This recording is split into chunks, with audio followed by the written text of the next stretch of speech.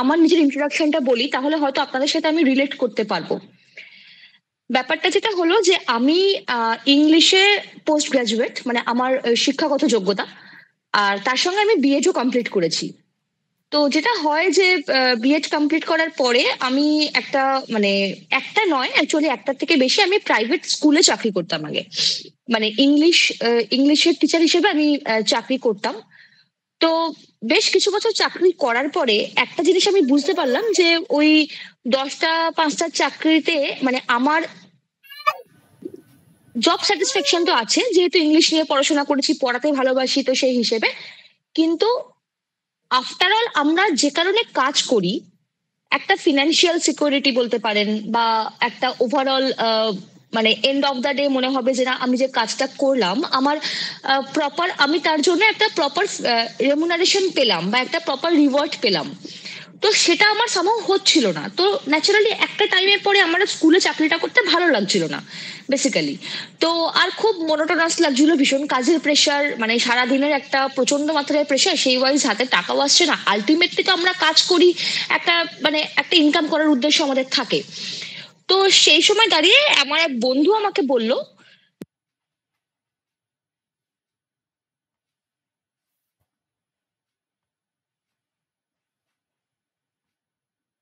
Just content writing এর মার্কেটটা আমাদের কলকাতাতে সদ্য সদ্য ঢুকছে এরকম একটা টাইমে। তো আমি তখন কন্টেন্ট রাইটিং কি, মানে কি ব্যাপার, কিছু জানতাম না। তো ও আমাকে বললো যে এই ব্যাপারটা খুব সহজ, এটা করা খুব একটা কিছু ইজি, মানে খুব একটা কিছু ঝামেলার ব্যাপার নয়। তো তুই ট্রাই কর। তো ও অলরেডি এই ব্যাপারটাতে ও তখন টুকটুক করে পার্ট টাইমে কাজ করছিল। তো আমি কি করলাম, আমি তখন স্কুল থেকে ফেরার পরে ওই ওর ওর সাথে ওভার ফোনে কথা বলে বলে আমি ব্যাপারটাকে বুঝলাম যে কি জিনিসটা কি। তো বোঝার পরে আহ বোঝার পরে আমি বেশ, মানে আমার ইন্টারেস্ট গ্রো করলো আর কি ব্যাপারটা সম্বন্ধে। আমি বছর 7-8 আগের কথা বলছি। মানে তখন কিছুই নেই ইনফ্যাক্ট কন্টেন্ট রাইটিং এর বাজারে, মানে খুবই ছোট ছোট কিছু কোম্পানি। এই তো ও আমাকে দু একটা সোর্স দিল, আমি একাডেমিক কন্টেন্ট রাইটিং এর ব্যাপারে বলছি। তো দিদা আমি তখন আস্তে আস্তে করে শুরু করলাম। তা শুরু করে দেখলাম বেশ বেশ খারাপ তো নয়, মানে যেটুকু সময় কাজ করছি মোটামুটি নিজের টাইপিং এর স্পিড আমার ঠিকঠাক ছিল। অ্যাজ ইংলিশ মিডিয়াম স্কুলে মানে কাজ করার ধরুন আমাদের প্রচুর নোটস প্রিপেয়ার করতে হতো, সবকিছু করতে হতো, তো আমার রাইটিং স্পিডটা খারাপ ছিল না। তো এই কারণে দেখলাম যে না, মোটামুটি ঠিকঠাকই তো হচ্ছে। বেশ প্লাস খুব অল্প সময় কাজ করে মানে বেশ টাকাও আসছে আর কি হাতে। তো তখন আমি ইভেনচুয়ালি ব্যাপারটা নিয়ে সিরিয়াসলি ভাবতে শুরু করলাম। ভাবতে শুরু করার পরে বেশ বছর খানেক আমি এভাবে পার্ট টাইমেই কাজ করে করে কাজটাকে শিখলাম, যে কি করে, ভিতরে কি ব্যাপার, কি সিস্টেম আছে। সবকিছু শেখার পরে আস্তে আস্তে, মানে মোটামুটি 1 বছরের মধ্যে আমি তারপর স্কুলের চাকরিটাকে পুরো ছেড়ে দিয়ে ফুল টাইমে কন্টেন্ট রাইটিং এ জয়েন করলাম। কিন্তু আমি পুরোপুরি একাডেমিক কন্টেন্ট রাইটিং এ ছিলাম। এবার একাডেমিক কন্টেন্ট রাইটিং কি, এটা আমি আসছি, আমি জাস্ট তার আগে একটু বলে নিই। এবার তারপরে একাডেমিক কন্টেন্ট রাইটিং এ বেশ করতে করতে আমি দেখলাম যে আমি স্কুলে চাকরি করে যে সময় দিচ্ছিলাম, তার বদলে আমি যে টাকা পাচ্ছিলাম বা যে ইনকাম হচ্ছিল আমার, এখানে তার থেকে কম সময় আমি বেশি টাকা রোজগার করতে পারছি। তো ন্যাচারালি এটা একটা ইন্টারেস্টের এরিয়া গ্রো করে যে কোনো ক্ষেত্রেই, যে আমাদের মানে যখনই আমাদের দেখা যাবে যে কম পরিশ্রমে। ও আরেকটা ব্যাপার, এটা আমি অলমোস্ট বাড়িতে বসে কাজ করতে পারছি, আমার খুব একটা অফিস যেতে হচ্ছে না। সেখানে আমার স্কুলের চাকরিতে আমি দেখলাম আমাকে সকালবেলা 7:30টার মধ্যে বাড়ি থেকে বেরোতে হচ্ছে, তারপরে বাড়ি ফিরতে ফিরতে বিকেল 5টা, যখন বাড়ি ফিরছি এক বান্ডিল খাতা নিয়ে, কখনো পরীক্ষার কোশ্চেন নিয়ে, মানে আহ, সারাদিন আমার কোনো ফ্যামিলি লাইফ নেই, মানে আমার কোনো পার্সোনাল লাইফ নেই, এরকম একটা জায়গায় ছিলাম। বাট এইখানে যখন চাকরি করতে ঢুকলাম দেখলাম যে না, এখানে আমি ফুল টাইম কাজ করলেও আমার একটা নির্দিষ্ট ওয়ার্কিং আওয়ার্স আছে। আমি যদি ফুল টাইম কাজ না করে আমি বেশ কিছুদিন ফ্রিল্যান্সিং এও কাজ করলাম, দেখলাম বেশ ফ্রিল্যান্সিং ও তো ভালো, ফ্রিল্যান্সিং তো আরো ভালো, মানে আমি আমার সময় মতো কাজ করতে পারছি। তারপরে আমি আমার সময় মতো যেদিনকে ইচ্ছা করছি বেশি করছি, যেদিনকে ইচ্ছা করছে কম কাজ করছি, মানে আমার এই ফ্লেক্সিবিলিটিটা আছে। তো আহ, এবার আপনারা দেখুন একটা জিনিস, মানে মেয়েদের একটা ফ্যামিলি মেনটেনেন্সের ব্যাপার থাকে, সবকিছু থাকে, মানে দুদিকে একটা রেসপন্সিবিলিটির ব্যাপার থাকে। তো আমি দেখলাম যে আমি অনেক বেশি ব্যালেন্স করতে পারছি এই কাজটা করার পরে। তো তখন আমি আস্তে আস্তে ফুল টাইম কন্টেন্ট রাইটিং এ নিজেকে ইনভলভ করলাম। তারপরে মোটামুটি বছর 4 হয়ে গেছে আমাকে, তারপরে মানে আমি যেখানে কাজ করতাম, তারপরে আমি কোম্পানি চেঞ্জ করলাম, সুইচ করলাম, বেটার অপরচুনিটির জন্য গেলাম। তারপরে আমি আস্তে আস্তে টিম লিড পজিশনে গেলাম আর কি। তো বর্তমানে আমি হ্যাঁ বলো বলো। বলছি একটু এই ব্যাপারটা আমার জাস্ট রিকোয়েস্ট সাজেশন, একটু শর্ট করে যদি মানে আমাদের এই কোর্সে কি কি আছে এবং কি আছে যদি ঢুকে পড়া যায় আর কি, দেখ ব্যাপারটা। হ্যাঁ আমি ওটাতেই জাস্ট আসছি, জাস্ট আমাকে 2 মিনিট দাও, আমি একটু এটা না বললে ওরা ব্যাপারটা মানে আমি একটু রিলেট করতে পারবো না নিজে, আমাকে জাস্ট 2 মিনিট দাও। তো তারপরে এই করে আমি রিসেন্টলি যেটা হলো যে আমি একটা কোম্পানির লাস্ট 4 বছর ধরে যে টিম লিড হিসেবে আছি, টিম লিডার, তার সাথে আমি ট্রেনিং ম্যানেজমেন্টের কাজ করি।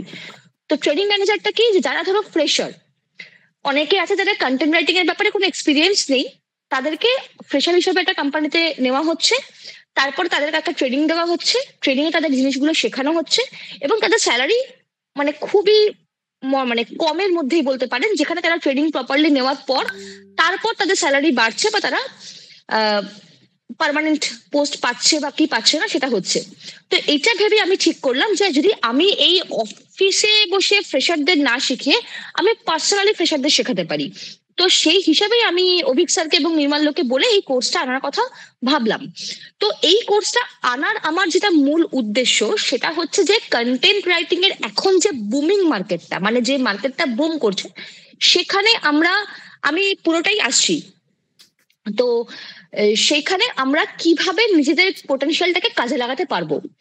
আমার এই কোর্সটাকে আমি 2টো ভাগে ডিজাইন করেছি, যেটা আমাদের বিদ্যাশ্রী থেকে করানো হবে। একটা হচ্ছে একাডেমিক কন্টেন্ট রাইটিং, একটা নন একাডেমিক কন্টেন্ট রাইটিং।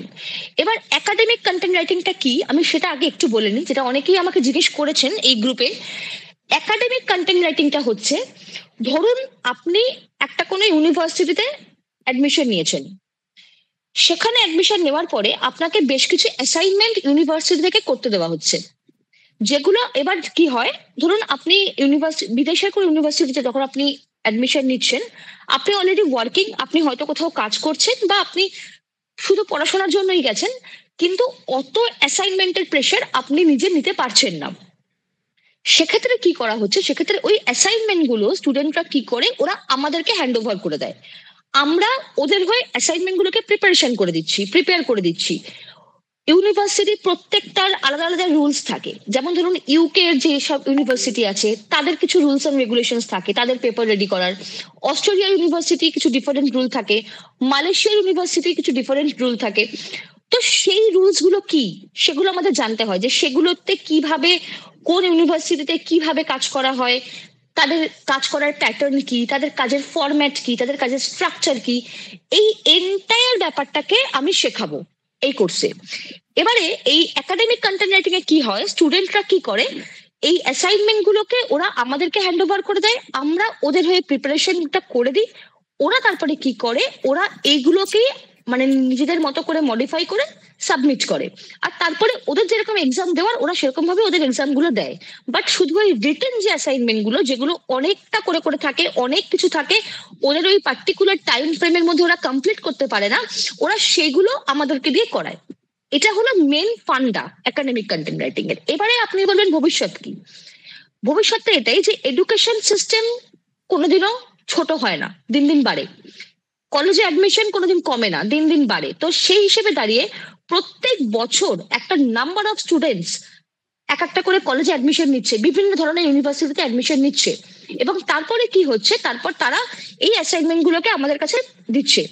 এবার দেখুন, এবার পুরো ব্যাপারটা ডিপেন্ড করবে আপনি কতটা পোটেনশিয়ালি এবং কতটা কম্পিটেন্সের সাথে এই কাজটাকে শিখতে পেরেছেন। তো আমাদের মানে ইন্ডিয়াতেই বলতে পারেন বা ওয়েস্ট বেঙ্গলে, ইনফ্যাক্ট কলকাতাতে এত নাম্বার অফ কোম্পানিজ এখন আছে এবং এত রিক্রুটমেন্ট, এতটাই চাহিদা এই কাজের, যে মানে আপনারা যদি লিঙ্কডইনে দেখেন বা অন্যান্য সাইটে দেখেন, মানে যেগুলো এমপ্লয়মেন্ট সাইট, দেখতে পাবেন যে কি হারে মানে কি রেটে এগুলো রিক্রুটমেন্ট চলছে। তো আমি এইভাবেই কোর্সটাকে করছি বা এইভাবেই কোর্সটাকে আনছি, যাতে এই একাডেমিক কন্টেন্ট রাইটিং এর ইন ডিটেল এখানে কি কি থাকে দেখুন। আপনারা যদি ব্রশিওরটা দেখেন, দেখবেন আমি ব্রশিওরের মধ্যে ইনক্লুড করেছি, বাট তার বাইরেও আরো অনেক কিছু মানে পড়াতে পড়াতে হয়তো ইনক্লুড হবে। যেমন ধরুন ইউনিভার্সিটিতে এসে লিখতে হয়, যেটা আমরা ইংলিশে আমাদের মানে স্কুলে বা কলেজে লিখতাম এসে, ব্যাপারটা সেটাই, বাট এটার ফরম্যাটটা অন্য, এটার স্ট্রাকচারটা অন্য, বা এটার প্যাটার্নটা অন্য, আমরা সেটা শিখবো। প্রপোজাল লেখা, ডিসার্টেশন লেখা। যা বুঝলাম আপনারা একটা এই জায়গা ধরেছেন যেখান থেকে কোম্পানি ব্যাঙ্গালোরের, ওখান থেকে আপনি টাকা পাবেন পার এসে লেখাতে 1200 টাকা, আর আপনি যারা লিখবে তাদের দেবেন 900 টাকা, এটাই তো?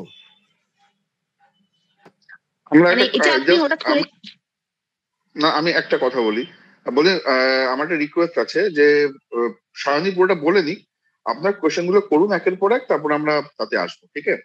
দ্বিতীয়ত এটা আমাদের কোম্পানি নয়, এটা আমাদের কোম্পানি, আমরা শিখিয়ে দেবো। বাকি আপনি কোথা দিয়ে করাবেন সেটা দেখে নিন, মানে সেই যেখান থেকে আপনি করবেন আর কি। আগে সায়নী পুরো বলে নিন, then will take the question one by one, ঠিক আছে? আচ্ছা, এবারে হচ্ছে এটা হলো মেন কাজ। এবারে একটা ব্যাপার আসছে, সবার মনে এই কোশ্চেনটা আসছে যে এআই এর যুগে যেখানে চ্যাট জিপিটি, বার্ড জেমিনি বা আরো বিভিন্ন রকমের এআই এর সাপোর্ট আছে, সেখানে কেন আমাদের লেখা বা আমাদের ম্যানুয়াল লেখার প্রয়োজন কি?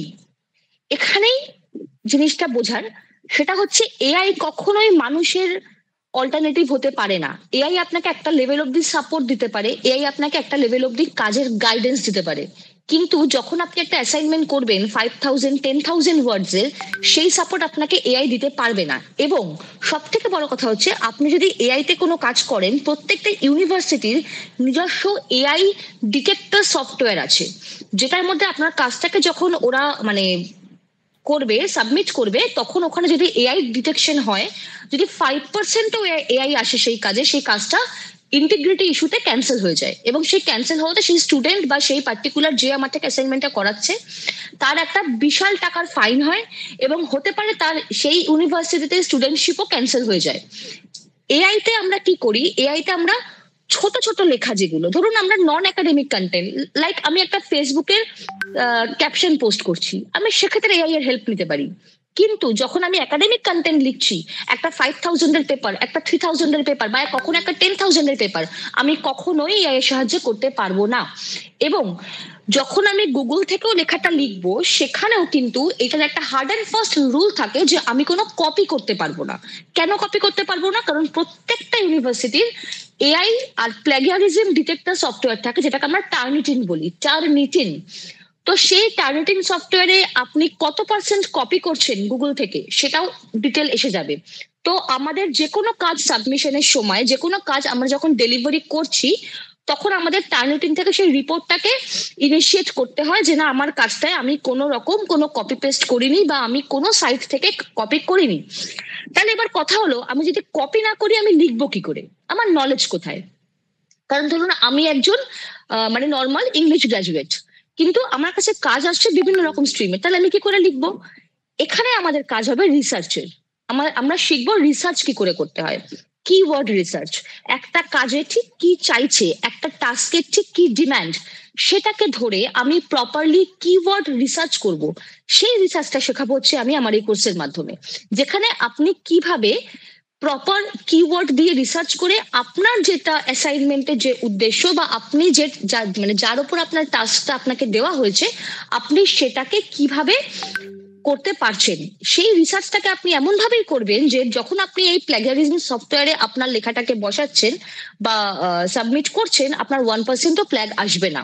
কিভাবে সেই প্ল্যাগিয়ারিজম লেস লেখা লিখতে হয় সেটাও আমি শেখাবো। কারণ হচ্ছে, যদি আপনি মনে করুন একটা, আমরা আজকাল গুগলে মারলে সবকিছু পেয়ে যাই, গুগলে টাইপ করলাম পেয়ে গেলাম, বাট সেটা থেকে আমরা কপি পেস্ট করলে হবে না। আমাকে 3-4টে পেপার ঘেটে, 3-4টে আর্টিকেল ঘেটে, সেটার একটা প্রপার রিসার্চ করে, সেই রিসার্চটাকে আমাদের নিজের ভাষায় লিখতে হবে, প্রপার ফরম্যাট ফলো করে লিখতে হবে, প্রপার স্ট্রাকচার ফলো করে লিখতে হবে, এবং সেটা এমন ভাবেই লিখতে হবে যেখানে সেটা কোনোভাবেই এআই তে বা প্ল্যাগারিজমের ডিটেকশন হবে না, এবং আমার কাজটা আমি সুন্দরভাবে পাস করে যাবে। এটা হলো আমার লক্ষ্য, এটা হলো কন্টেন্ট রাইটিং এর মেন উদ্দেশ্য একাডেমিক কন্টেন্ট রাইটিং এর ক্ষেত্রে।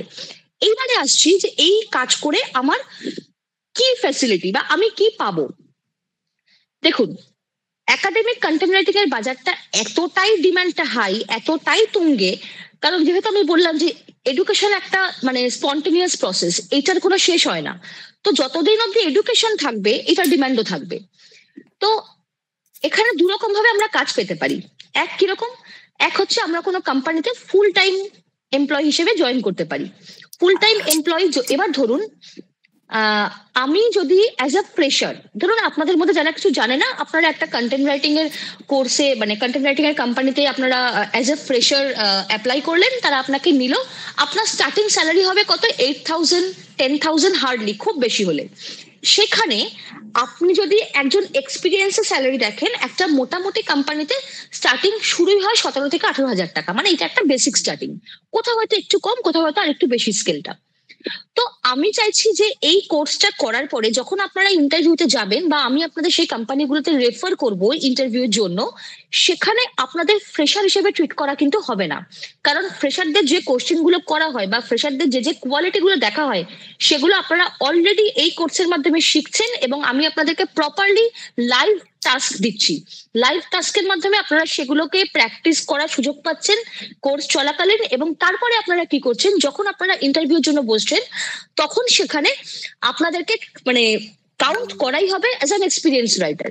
তো আপনাদের স্যালারি স্কেলটা এক ধাক্কাতেই বেড়ে যাচ্ছে, কিন্তু অনেকটা আপনারা ফ্রেশার হিসেবে কিন্তু কাউন্ট হচ্ছেন না, আপনাদের এক্সপিরিয়েন্স হিসেবেই কাউন্ট করা হচ্ছে। যার জন্য এভিডেন্স কি থাকছে, বিদ্যার্থী সার্টিফিকেট থাকছে, আপনাদের লাইভ টাস্কের স্যাম্পল থাকছে, এক্সপিরিয়েন্স সার্টিফিকেট, আপনারা যে বিদ্যার্থী থেকে কোর্সটা করেছেন সেটা থাকছে, এবং তার সঙ্গে আমি আপনাদের বিভিন্ন লাইভ টাস্ক দেব। লাইভ টাস্ক কি, যে কাজগুলো এখন কারেন্টলি বিভিন্ন ইউনিভার্সিটির জন্য মার্কেটে আসছে, সেই টাস্কগুলোকে আমি আপনাদেরকে প্র্যাকটিস করাবো, যাতে আপনারা যখন গিয়ে ইন্টারভিউতে বসছেন বা যখন গিয়ে ইন্টারভিউ দিতে যাচ্ছেন, সেই ইন্টারভিউগুলোর বেশ কিছু আমি রেফার বা রেকমেন্ড করে দেবো। আপনারা যখন গিয়ে বসছেন, তাহলে আপনারা সেই ক্ষেত্রে ফ্রেশার হিসেবে কাউন্ট করা হচ্ছে না, কারণ আপনারা খুঁটিনাটি ব্যাপারটা জানেন, অনেক কিছু আপনারা অলরেডি জেনে যাচ্ছেন, অনেক কিছু মানে আপনারা ধরে নিন 90% জেনে যাচ্ছেন, বাকিটা কিন্তু ডিপেন্ড করবে এক্সপিরিয়েন্স, আপনি কেমন কাজ করছেন, আপনি কতটা মানে পোটেনশিয়ালি কাজটাকে মানে অ্যাবজর্ব করতে পেরেছেন তার উপরে। এইবারে এইটা একটা গেল full time employee. Full time employee আপনি যে কোনো কোম্পানিতে করতে পারেন, বেশিরভাগই ওয়ার্ক ফ্রম হোম আমাদের কলকাতাতে। তো ওয়ার্ক ফ্রম হোমে আপনার বাড়িতে মোটামুটি একটা স্টেবল নেটওয়ার্ক কানেকশন থাকবে, একটা সিস্টেম থাকবে, আপনি ওয়ার্ক ফ্রম হোমেই বাড়িতে কাজ করতে পারবেন। এবার ধরুন আপনি অলরেডি অন্য কোনো পেশার সঙ্গে যুক্ত, বাট আপনি কন্টেন্ট রাইটিং করতে চাইছেন, সেক্ষেত্রে আপনার কাছে আছে ফ্রিল্যান্সিং করার অপরচুনিটি। ফ্রিল্যান্সিংটা কিভাবে করছেন, বিভিন্ন ভাবে। প্রথমত তো ফ্রিল্যান্সিং এর জন্য আপনি যদি আমাদের বিদ্যার্থী থেকে যখন কোর্সটা করছেন, ফ্রিল্যান্সিং এর কিছু মানে ধরুন আমার নিজের ফ্রিল্যান্সের টিম আছে, বিদ্যার্থী যেটা নির্মাল্য স্যার বললেন যে ওনাদের সিসি পাসেও কন্টেন্ট রাইটিং এর একটা দরকার থাকে, তো এরকম ধরুন এরকম সিসি পাসের মতোই কিন্তু বিভিন্ন রকমের কোম্পানি আছে, বিভিন্ন ক্লায়েন্ট আছে, যাদেরকে আমি কিছু আপনাদের রেফার করে দেবো ডেফিনেটলি। সেখান থেকে আপনি আপনার সময় মতো, ফ্রিল্যান্সিং এর অর্থ হচ্ছে আপনি আপনার টাইমে আপনি প্রতিদিন কত ওয়ার্ডের কাজ করতে পারবেন, এটা আপনি ডিসাইড করবেন, এবং আপনি সেইভাবে কাজ করবেন। আপনার যত বেশি এক্সপিরিয়েন্স বাড়বে, আপনার কাজের দর তত বাড়বে। মোটামুটি একজন ফ্রিল্যান্সারের ইনিশিয়াল স্টার্টিং রেঞ্জ থাকে 40 PPW। PPW মানে পয়সা পার ওয়ার্ড, মানে আপনি যদি একটা ওয়ার্ডের জন্য আপনি পাবেন 40 পয়সা, মানে ধরুন আপনি একটা 1000 ওয়ার্ডের কাজ, আমি খুব মিনিমাম বলছি, আপনি একটা 1000 ওয়ার্ডের কাজ একদিন করলেন, আপনি 400 টাকা পাবেন। এবার 1000 ওয়ার্ড আমরা মানে মোটামুটি 3-4 মাস যখন কাজ করে নিয়ে আমাদের হয়ে যায়, আমরা সারাদিনে একজন প্রপার ক্যান্ডিডেটের মোটামুটি 3 থেকে 3,500 লেখার মতো কম্পিটেন্স তৈরি হয়ে যায়। তো 3,000 করে যদি আপনি পার ডে লেখেন, আপনার মোটামুটি স্টার্টিং 40 থেকে 50 PPW করে যদি ধরা হয়, আপনি 1200 থেকে 1500 টাকা আপনার পার ডে ইনকাম হবে। এবার এটা ডিপেন্ড করবে আপনি কত হাজার কাজ করতে পারছেন। যদি আপনার মনে হয় আপনার সেই কনফিডেন্স আছে, আপনি সারাদিনে 5,000 কাজ করতে পারবেন, আপনি করতেই পারেন। আপনার মনে হলো আজকে আপনার সময় নেই, আজকে আপনি 1000 কাজ করবেন, আপনি কালকে 4,000 কাজ করবেন, আপনি সেটা করতে পারেন। ফ্রিল্যান্সিং এর ইনকাম, ফ্রিল্যান্সিং করে কত ইনকাম করতে পারছেন, কতটা কাজ করতে পারছেন, এটা এন্টায়ারলি ডিপেন্ড করবে আপনি কতটা কাজ করতে চাইছেন তার উপরে। এখানে আপনাকে কেউ ফোর্সফুলি কাজ করাতে পারবে না, বাট ফুল টাইম আপনি যখন কাজ করছেন কোথাও, তখন কি হচ্ছে, তখন আপনাকে পার্টিকুলার সেই অফিসে একটা রোজকার ওয়ার্ড কাউন্ট থাকে, ওটা মিনিমাম আমাদের কলকাতাতে 2,500 থেকে 3,000 ওয়ার্ড কাউন্ট পার ডে লিখতে হয়। তো এইটা হলো বেসিক ব্যাপার ফ্রিল্যান্সিং আর ফুল টাইমের মধ্যে।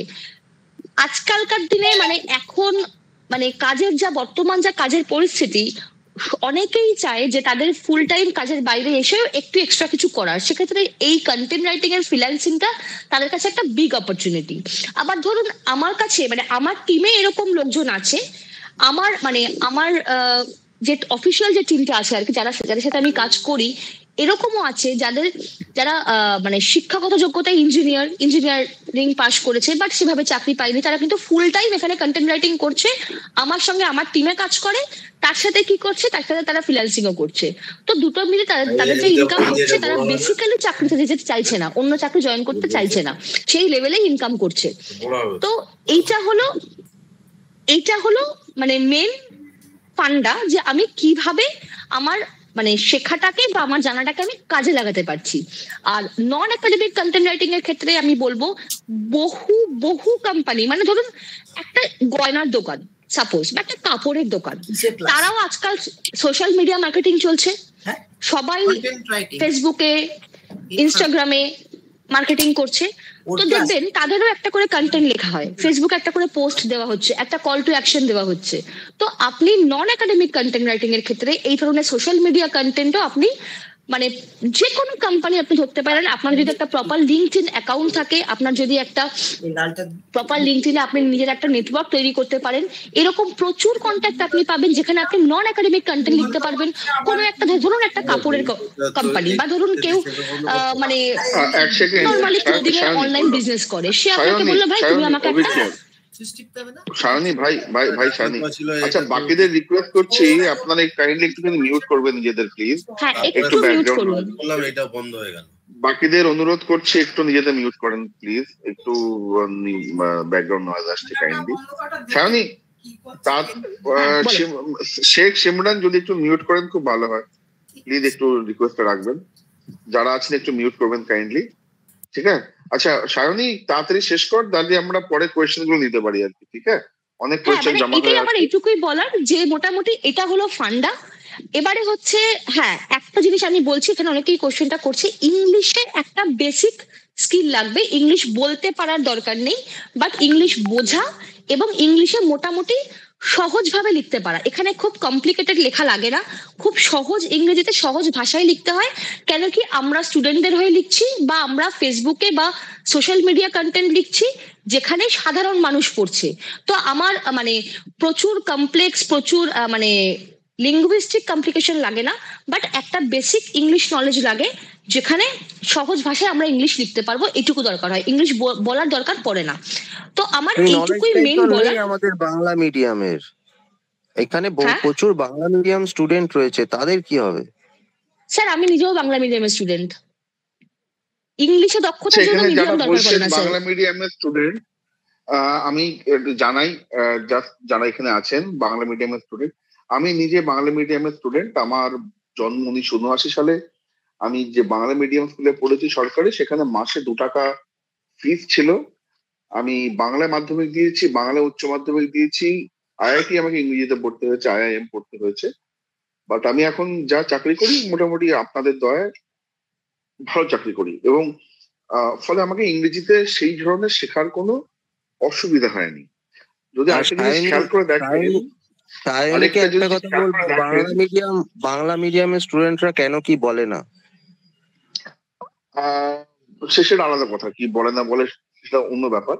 আমার বক্তব্য হচ্ছে বাকি যারা বাংলা মিডিয়ামের প্রচুর স্টুডেন্ট আছেন, যারা চমৎকার ইংরেজি লেখেন এবং ইংরেজি বলেন, যদি আপনারা খেয়াল করে দেখেন বাংলা সাহিত্যের প্রচুর বাংলা সাহিত্যিক আছেন যারা বেসিক্যালি ইংরেজি সাহিত্যের প্রফেসর বা টিচার বা এরকম, মানে যেমন জীবনানন্দ দাস নিজে ইংরেজি সাহিত্যের প্রফেসর ছিলেন। ফলে এখানে বাংলা মিডিয়াম ইংলিশ মিডিয়ামের কোনো ব্যাপার নেই, যিনি ইংরেজি সাবলীল, ইংরেজি লিখতে দক্ষ, এই কোর্স তাদের জন্য, ঠিক আছে?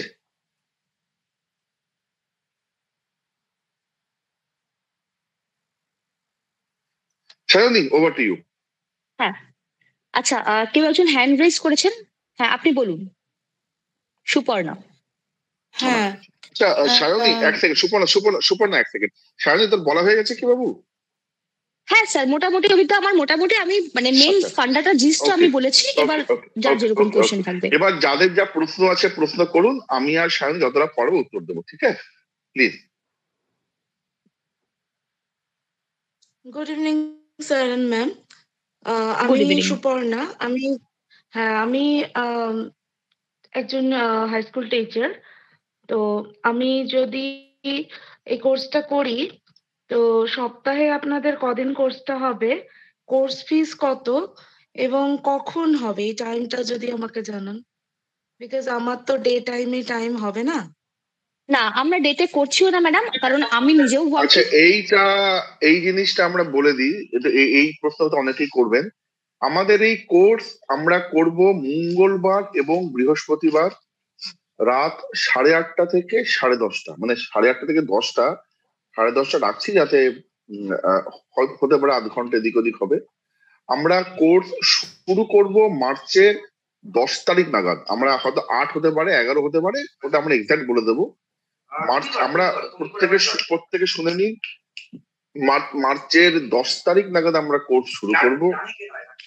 আমাদের কোর্স প্রতি মঙ্গলবার হবে, মঙ্গলবার এবং বৃহস্পতিবার হবে, রাত 8:30 থেকে 10টা বা 10:30 অব্দি হবে। আচ্ছা, কোর্স ফিজ হচ্ছে 10,000 টাকা। যারা প্রথম 20 জন তারা 55% ডিসকাউন্ট পাবেন, 4,500 টাকায় করতে পারবেন।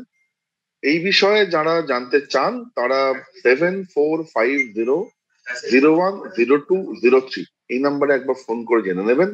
পৃথা এখানে আছে, Pritha will help you out. যদি কোনো এদিক ওদিক অসুবিধা হয় ডিসকাউন্ট নিয়ে, সেটা আমি পৃথা আমরা কথা বলে নেবো, অসুবিধা হবে না। ঠিক আছে, পৃথা ফিজ দিয়ে কয়েকজন একটু কোশ্চেন করছে মেসেজে, তুমি সেটা একটুখানি বলো। একদম ফিজে না দাদা, ইনস্টলমেন্টে জাস্ট বলে দিই একবার।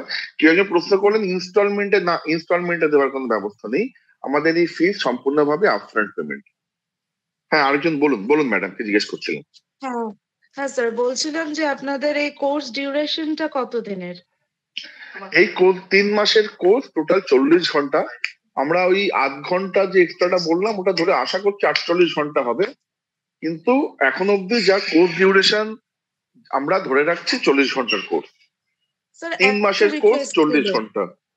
হ্যাঁ বলুন। একটা রিকোয়েস্ট ছিল, সবই ঠিক আছে বলুন। বাট আমি বা আমার মতো অনেকেই আছেন যারা ওয়েস্ট বেঙ্গল বোর্ড এবং ওয়েস্ট বেঙ্গল এইচএস কাউন্সিলের এক্সামিনার। হ্যাঁ, তো আমাদের অলরেডি খাতা দেখা শুরু হয়ে গেছে, ইংরেজি খাতা মাধ্যমিকে চলে এসেছে, দেখা শুরু করেছি। এইচএস 1 তারিখে চলে আসবে মার্চে। তো 31 তারিখ অব্দি কিন্তু আমরা মানে বোর্ড এক্সামিনেশনের খাতা নিয়ে পাগল হয়ে থাকি। হ্যাঁ, স্কুলে পরীক্ষাটা করছি না, তো যদি এপ্রিল থেকে স্টার্ট করা যেত। না ম্যাডাম, এটা আমাদের কাছে, আমরা এপ্রিল থেকে করতে পারবো না ম্যাডাম। এটা আমাদের কাছে প্রচুর লোক বলেছেন, আমরা এটা মার্চ থেকে করব। যদিও আমাদের, আপনি রেজিস্টার করুন, ক্লাস করুন। আমাদের এমনিতে তো প্রতিটি ক্লাস রেকর্ডেড থাকেই, এছাড়াও আপনি রেকর্ডেড ক্লাস দেখবেন। আমাদের ডেডিকেটেড হোয়াটসঅ্যাপ গ্রুপ থাকবে, সেখানে সায়নী সবসময় অ্যাভেলেবেল থাকবে, কোনো অসুবিধা হলে বলবে। কিন্তু ম্যাডাম এরকম আমরা এই মুহূর্তে এটা মার্চ থেকে শুরু করব। ও আপনি যোগাযোগ, আপনি নিয়ে নিন অ্যাডমিশন, আমাদের কোনো অসুবিধা হবে না। আমি বিশ্বাস করি রাত্রিবেলা 1.5 ঘন্টা, মঙ্গল বৃহস্পতিবার 1.5 ঘন্টা 2 ঘন্টা অসুবিধা হবে না। বাকি আপনার কোনো অসুবিধা হলে তো মানে ডাউট ক্লিয়ারিং করার জন্য তো আমরা আছি। না স্যার, আসলে আমার না অসুবিধা কিছু নেই। ব্যাপার হচ্ছে যে আমার ওই মঙ্গল বৃহস্পতি যে ডেট গুলো বললেন, আমার খাতা সাবমিশনের ডেট কোইনসাইড করে যাচ্ছে, ওই সময়টা কোইনসাইড করে যাচ্ছে, সেই জন্যই বললাম। ঠিক আছে, নো প্রবলেম, আমি রেকর্ডেড ভিডিও গুলো দেখে নেবো। আমাদের সমস্ত লাইভ ক্লাস রেকর্ডেড থাকে। কেউ যদি চান, যদি কেউ মিস করে গিয়ে থাকেন, তিনি সেই রেকর্ডেড আবার দেখতে পারেন। যদি দরকার হয় তিনি সায়নীকে ফোন করুন, আমাদের ওই ডেডিকেটেড হোয়াটসঅ্যাপ গ্রুপ আছে, সেখানে মেসেজ করুন। যতভাবে সম্ভব আমরা আপনাকে সাহায্য করবো, উনি আপনাদের কোনো অসুবিধা হবে না। ঠিক আছে? আচ্ছা, লাস্ট কোয়েশ্চেন বলছি, এর জন্য কি লাগবে? ল্যাপটপ লাগবে তো? ল্যাপটপ লাগবে এই জন্য ল্যাপটপ লাগবে না, ট্যাব মোবাইল হলেই হয়। শেখার জন্য আপনার ট্যাব মোবাইল হলেই হবে, ল্যাপটপ হলে আরো ভালো হয়। যখন আপনি লিখবেন, অনেকে ট্যাবে লেখেন, মোবাইলে লেখেন, ল্যাপটপে লেখেন। আমি যেমন পেশায় একজন, মানে আমার দুটি পেশার, একটি হচ্ছে লেখালেখি, আমি ট্যাবে লিখি। আমি ল্যাপটপে লিখতে পারি না, মোবাইলে লিখতে পারি না। অনেকে মোবাইলে লেখেন, অনেকে ল্যাপটপে লেখেন। এবার লেখালেখির ক্ষেত্রে যার যেখানে স্বচ্ছন্দ তাতে লিখবেন। বাট ইয়েস, ল্যাপটপ হলে সুবিধা হয়, ট্যাব হলে সুবিধা হয়, মোবাইলও লিখতে পারেন, তাতে কোনো বাধা নিষেধ নেই। Okay, thank you sir, thank you very much. Thank you. আচ্ছা, হ্যাঁ বলুন। আর আরো অনেকে রেজ হ্যান্ড করেছেন। হ্যাঁ, ম্যাডাম আমার একটা প্রশ্ন ছিল। হ্যাঁ বলুন।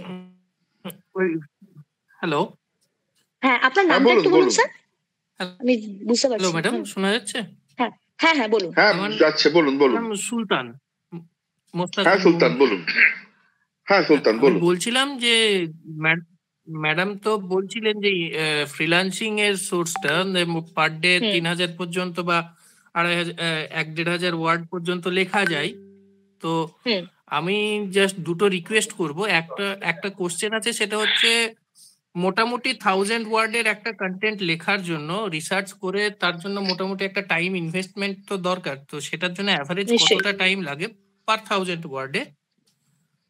দেখুন এখানে আরেকটা হচ্ছে, যদি লাইভ একটা ক্লাসে যদি আমাদেরকে যদি একটা এক্সাম্পল দিয়ে দেন যে 100 ওয়ার্ডের এইরকম একটা রিসার্চ থাকে, তার বেসিসে এইরকম হতে পারে, তাহলে আমরা অন্তত বুঝতে পারবো যে এটা আদৌ আমাদের দ্বারা হবে কি হবে না, মানে আমাদের আদৌ ইন্টারেস্টেড আছে কি আছে না। আচ্ছা বেশ, আমি আপনার কোশ্চেন গুলো 1 বাই 1 বলি। এক হচ্ছে এই যে আপনি জিজ্ঞেস করলেন যে 1000 ওয়ার্ডস লিখতে আপনার কতক্ষণ লাগবে, এটা কিন্তু স্যার ডিপেন্ড করছে আপনি কতক্ষণে লিখতে পারবেন তার উপরে। আমি আপনাকে শর্টকাটের রিসার্চ প্রসেস শিখিয়ে দেবো, আমি আপনাকে শিখিয়ে দেবো কিভাবে আপনি প্রপার কিওয়ার্ড সার্চ করে রিসার্চ করতে পারবেন এবং তারপরে আপনি কিভাবে লেখাটাকে লিখতে পারবেন। কিন্তু আপনি কতক্ষণে লিখছেন, তবে এটা মোটামুটি দেখা গেছে যে যারা ধরুন একদম নতুন তাদের 1000 ওয়ার্ডস লিখতে মোটামুটি 2.5 থেকে 3 ঘন্টা সময় লাগে ইনিশিয়ালি। ওটা যত দিন যায়, মানে আপনি আজকে যদি আপনার 2.5 ঘন্টা লাগে, ঠিক 7 দিন বাদে দেখবেন ওটা 2 ঘন্টা হয়ে গেছে। 2 থেকে 3 মাস হয়ে গেলে ওটা 1.5 ঘন্টা হয়ে যায়। মানে এটা ডিপেন্ড করে আপনি কতটা প্র্যাকটিস করছেন বা কতটা আপনি লেখার মধ্যে আছেন তার উপরে। মানে ধরুন আমি যখন প্রথম শুরু করেছিলাম, আমার 3000 ওয়ার্ড কাউন্ট পার ডে লিখতাম, আমার লিখতে তখন মানে লেগে যেত হয়তো 7-8 ঘন্টা। এখন আমি 3000 মোটামুটি ঘন্টা 4-এর মধ্যে নামিয়ে দিতে পারবো। আমি যদি প্রপারলি সিস্টেম নিয়ে ল্যাপটপ নিয়ে বসি, আমার কোনো ডিস্টারবেন্স না থাকে, আমি করে নিতে পারবো। তো এটা ডিপেন্ড করে যে আপনি কতটা করে লিখছেন বা কিছু। হ্যাঁ নিশ্চয়ই আপনি প্রথম দিকে অত তাড়াতাড়িও পারবেন না, একটু সময় লাগবে, একটু সময় দিতে হবে রিসার্চটাকে প্রপারলি করতে, বা আমি যেগুলো বলবো সেগুলোকে কাজে লাগাতেও আপনাকে একটু সময় দিতে হবে। বাট ইভেনচুয়ালি ওটা মানে হয়ে যায় আর কি, আস্তে আস্তে মোটামুটি 1-1.5 মাস 2 মাসের মধ্যে একটা ঠিকঠাক মডারেট স্পিড এসে যায়, ওটা তার অসুবিধা হয় না। আর সেকেন্ড আপনি যেটা বললেন যে মানে এক্সাম্পল দিয়ে দেখানো, দেখুন 100 ওয়ার্ডের কন্টেন্ট আপনার একাডেমিকে হয় না, ওটা নন একাডেমিকে হয়। সাপোজ আমি আপনাকে একটা এক্সাম্পল দিচ্ছি। ধরুন আমি একটা বিউটি কসমেটিক্স কোম্পানি। সাপোজ আমরা কি করছি, আমরা ক্রুয়েলটি ফ্রি কসমেটিক্স ম্যানুফ্যাকচারিং করছি। ক্রুয়েলটি ফ্রি আমি একটা লিপস্টিক ধরুন আমি ম্যানুফ্যাকচারিং করছি। আমি আপনাকে বললাম যে আপনি আমার এই ক্রুয়েলটি ফ্রি লিপস্টিকের উপরে একটা ফেসবুকে আমি পোস্ট করব, আপনি একটা কন্টেন্ট লিখে দিন। অথবা আপনি এটার জন্য না টাইপিং মাস্টারে টাইপ করতে হয় না, ওটা মানে প্র্যাকটিস করতে করতে এমনিই হয়ে যাবে। আপনি যখন রিসার্চ করে লিখতে শুরু করবেন না, তখনই মানে হয়ে যাবে। আচ্ছা, তো আমি ওটা বলছিলাম যে ধরুন আমি বললাম যে আমি একটা ক্রুয়েলটি ফ্রি লিপস্টিক তৈরি করছি, আপনি আমাকে সেটার জন্য ফেসবুকে আপনি একটা আমার একটা call to action post content আপনি আমাকে করে দিন। Just a minute. আচ্ছা ম্যাডাম, হ্যাঁ বলুন। বলছি আমি কামিরুল হক মালদা থেকে বলছি। আমি একজন টিচার। আমার যে স্কুলের বাইরেও বলছিলাম মানে কামিরুল, আগে ওই সুলতানের কথার উত্তর দিয়ে নিন। আমি একটু উত্তরটা দিয়ে নি পুরো, তারপরে আপনি বলুন। ওকে ওকে। আচ্ছা, তো তখন এবার আপনি কি করলেন যে ওই ধরুন লিপস্টিকের উপর আমি আপনাকে বললাম যে আপনি আমাকে একটা ফেসবুকের একটা কন্টেন্ট পোস্ট করবো, আপনি আমাকে একটা কন্টেন্ট দিন। আপনি ক্রুয়েলটি ফ্রি লিপস্টিক জাস্ট গুগলে রিসার্চ করলেন এইভাবেই, তার কি কি স্পেসিফিকেশন হয় আমি আপনাকে বলে দিলাম যে আমাদের লিপস্টিকের এই স্পেসিফিকেশন, এটা থাকছে ওটা থাকছে না। আর এবার আপনাকে সার্চ কি করতে হবে, জাস্ট আপনি দেখলেন যে ক্রুয়েলটি ফ্রি লিপস্টিক সেটা কিভাবে কি হয়, সেটার বেনিফিটস কি, আপনি সেটার উপরে আপনার নিজের ভাষাতে ছোট্ট করে আমাকে একটা 100 ওয়ার্ডস এর কন্টেন্ট লিখে দিলেন। এটা হবে আপনার কাজ। বা ধরুন আমি আপনাকে বললাম যে আমি একটা অর্গানিক কসমেটিক্স কোম্পানি, আপনি আমার কোম্পানির হয়ে একটা ব্লগ পোস্ট করে দিন। ব্লগ পোস্টে আমাদের হার্ডলি কত হয়, 200, 300, 400 এরকম ওয়ার্ডের মধ্যে আপনি একটা ব্লগ পোস্ট করে দিন। আপনাকে রিসার্চ কি নিয়ে করতে হচ্ছে যে ক্রুয়েলটি ফ্রি কোম্পানির কি কি বৈশিষ্ট্য হয় তারা, এটা আমি নন একাডেমিকে বলছি। আর একাডেমিকের ক্ষেত্রে কিন্তু পুরোটাই ডিপেন্ড করবে, অত কম ওয়ার্ডে একাডেমিক আসে না। একাডেমিকে মিনিমাম 500 ওয়ার্ডস এর কাজ আমাদের থাকেই। একাডেমিকে কি হয়, একাডেমিকে এটাও বলছি মেন একাডেমিকের কাজগুলো হয় মার্কেটিং এর ম্যানেজমেন্টের, যেটা ভীষণ ইজি একটা ব্যাপার। এইবার ধরুন আপনাদের মধ্যে তো এরকম কেউ আছেন যাদের হয়তো বায়োটেকনোলজি নিয়ে যারা পড়াশোনা করেছেন বা কম্পিউটার সায়েন্স নিয়ে পড়াশোনা করেছেন, তাদের কাছে আমরা একাডেমিকে সেসব কাজই পাঠাবো, বা কোম্পানি, আপনি যে কোম্পানির হয়ে কাজ করছেন তার এক্সপার্টাইজ কি বায়োলজি, সে বায়োলজি কোনো অ্যাসাইনমেন্ট পাঠালো। আমি একজন ইংলিশ অনার্স, আমি একটা বায়োলজির অ্যাসাইনমেন্ট করতে আমার যতটা সময় লাগবে, আপনি যদি বায়োলজি অনার্স হন আপনার কিন্তু সেই সময় লাগবে না, কারণ টার্মস গুলো আপনার অলরেডি জানা। আপনাকে জানতে কি হবে যে অ্যাসাইনমেন্টটাকে আমি কি স্ট্রাকচারে, কি ফরম্যাটে ফেলবো, কিভাবে করব, বাট টার্মস গুলো আপনার জানা, আপনি অনেক সহজে রিসার্চটা করতে পারছেন। ঠিক আছে, তো মেনলি কাজগুলো আছে যেটা সবাই করতে পারে, সব ধরনের স্ট্রিমের করতে পারে, সেটা হচ্ছে মার্কেটিং ম্যানেজমেন্টের কাজ। মার্কেটিং ম্যানেজমেন্টের টপিক গুলো প্রচন্ড ইজিলি অ্যাভেলেবেল হয় এবং বেশিরভাগ হয় ইউকে বেসড, মানে ইউকে বিভিন্ন কোম্পানির উপরে কাজ হয়, বিভিন্ন ধরনের ধরুন ফিলোসফিক্যাল টপিক আসে যেগুলোতে খুব ইজিলি আমরা রিসার্চে পেতে পারি, কিন্তু সেই রিসার্চটা প্রপারলি আমাদের করতে জানতে হবে। ম্যাডাম বলছিলাম যে আমি অলরেডি ক্লাসটা জয়েন করেছি আর কি, মানে অ্যাডমিশন হয়ে গেছি। তো ওই কামিরুল বলছিলাম আর কি, মালদা থেকে। তো বলছিলাম ম্যাডাম যে স্কুলের বাইরেও একটু কোচিং ক্লাসে একটু ব্যস্ত থাকতে হয়। তো ম্যাডাম যদি কাইন্ডলি একটা আমার রিকোয়েস্ট, যে ক্লাসটা 9:15 থেকে যদি শুরু করেন তাহলে খুব ভালো হয় আর কি, তাহলে ব্যক্তিগত কাজে একটু এই প্রশ্ন, হ্যাঁ বুঝতে পারছি, এই প্রশ্নটা অনেকেই রিকোয়েস্ট করছেন। আমরা চেষ্টা করে দেখছি 8:30 থেকে আমরা বলছি, হঠাৎ হয়তো হতে পারে। এখন দেখুন, সায়নিকও তো ক্লাস নিতে হবে, তারা তো একটা সংসার ধর্ম আছে, মানে সেও 9টা থেকে 11 অব্দি ক্লাস নেবে, তারও বাড়ি ঘর বাচ্চা কাচ্চা আছে, বাট স্টিল আমরা দেখছি, সময় দিন। যখন অনেকে রিকোয়েস্ট করেছেন আমরা সময়টা একটু দেখছি, একটু সময় দিন, আমরা দেখে নিচ্ছি। ঠিক আছে, আচ্ছা ঠিক আছে। হ্যাঁ, মানে বেশি রাত হলে অনেকেরই আবার অসুবিধা, কারোর বাড়িতে ছোট বাচ্চা আছে বা কারোর সেগুলো তো আছে, তো তারাও আবার বলছে যে না আরেকটু আগে করলে সুবিধা হয়। কিন্তু মোটামুটি আমারও কাজ শেষ করে ধরুন বসতে, বা আমাকেও একটা মোটিভেশন নিয়ে তো ক্লাসটা করাতে হবে, মানে বেশি রাত হয়ে গেলে অনেকেরই আবার পরের দিন ভোরবেলা বেরোনোর ব্যাপারও থাকে, তো সেটাও তো দেখার ব্যাপার আছে। তো যাই হোক, সেটা এখন আন্ডার ডিসকাশন আছে। মোটামুটি সবার যেটাই সুবিধা হবে, আর রেকর্ডেড তো পাচ্ছেনই প্রত্যেকটা জিনিসের। আচ্ছা, আর বলুন কার কি কোয়ারি আছে? লিখেছে, হ্যাঁ বলুন। অভিষেক সেন কথা বলছিলাম। হ্যালো ম্যাম, আমি অডিবল? হ্যালো, হ্যাঁ বলুন বলুন। হ্যাঁ বাকিরা বলুন, হ্যাঁ বলুন। হ্যাঁ ম্যাম, বলছি এসইও কি কোনোভাবে এর সাথে রিলেটেড, বা এসইওটা কি কোনোভাবে এর সাথে থাকবে বা শেখানো হবে? এসইও দেখুন, আমাদের মেনলি এসইও শেখানো হয় ডিজিটাল মার্কেটিং এর মধ্যে, এসইও একটা পার্ট, কিন্তু আমার এখানে ডিরেক্ট এসইও না হলেও ওই কিওয়ার্ড রিসার্চ যেখানে করছি সেখানে একটা এসইওর প্রয়োজনীয়তা থাকছে, বাট এসইও কে মানে এক্সপ্যান্ডেড ওয়েতে শেখানো হয় বিদ্যাসুরি ডিজিটাল মার্কেটিং এর যে কোর্স হয় সেখানে। আমি কন্টেন্ট রাইটিং এর এন্টায়ারলি কোর কন্টেন্ট রাইটিংটা শেখাবো, সেখানে আমি এসইও কে টাচ করব, বাট আমি কমপ্লিট এসইও শেখাবো না। হ্যাঁ ম্যাম, বলছি মানে কন্টেন্ট রাইটিং লেখার মধ্যেও তো এখন এসইও চাই, সেই জন্যই জিজ্ঞেস করলাম আর কি। হ্যাঁ, মানে যেটুকু দরকার এসইও আমি সেটুকু শেখাবো, কিন্তু আপনাকে এসইও ইলাবোরেটলি শেখার ক্ষেত্রে কন্টেন্ট রাইটিং এর জন্য এটা এখানে যেটা উনি বলতে চাইছেন ম্যাডাম, সায়নী বলতে চাইছে যে এসইও শিখতে গেলে দুটো জিনিস লাগে, এক ডিজিটাল মার্কেটিংটা লাগে, আর আপনাকে ওই কি করে এসইওর কি কি কিওয়ার্ড গুলো ক্রিয়েট করতে হয় বা লেখার মধ্যে দিতে হয় সেগুলো লাগে। মানে আপনাকে বন্দুক এবং গুলি, ও আপনাকে গুলিটা শেখাবে, মানে কি করে গুলিটা বানাতে হয়, ঠিক আছে, মানে কি করে এসইও ওয়ার্ড গুলো, কিওয়ার্ড সার্চ, কিন্তু বন্দুকটা কি করে চালাতে হয় সেটা ডিজিটাল মার্কেটিং, সেটা আমাদের অন্য কোর্স আছে সেখানে শিখতে হবে। ইয়েস, এসইওর যে বেসিক জায়গাটা সেটা ও শিখিয়ে দেবে। আর সায়নী ঠিক বলেছেন। Thank you sir, thank you ma'am. Sayani, am I correct? মানে কি I hope I have clarified enough. হ্যাঁ, ওকে, নমস্কার। নমস্কার, বলুন। আচ্ছা, আর বলুন কার কি কোয়েরি আছে? হ্যাঁ, আমি অভিষেক কথা বলছিলাম বালুরঘাট থেকে।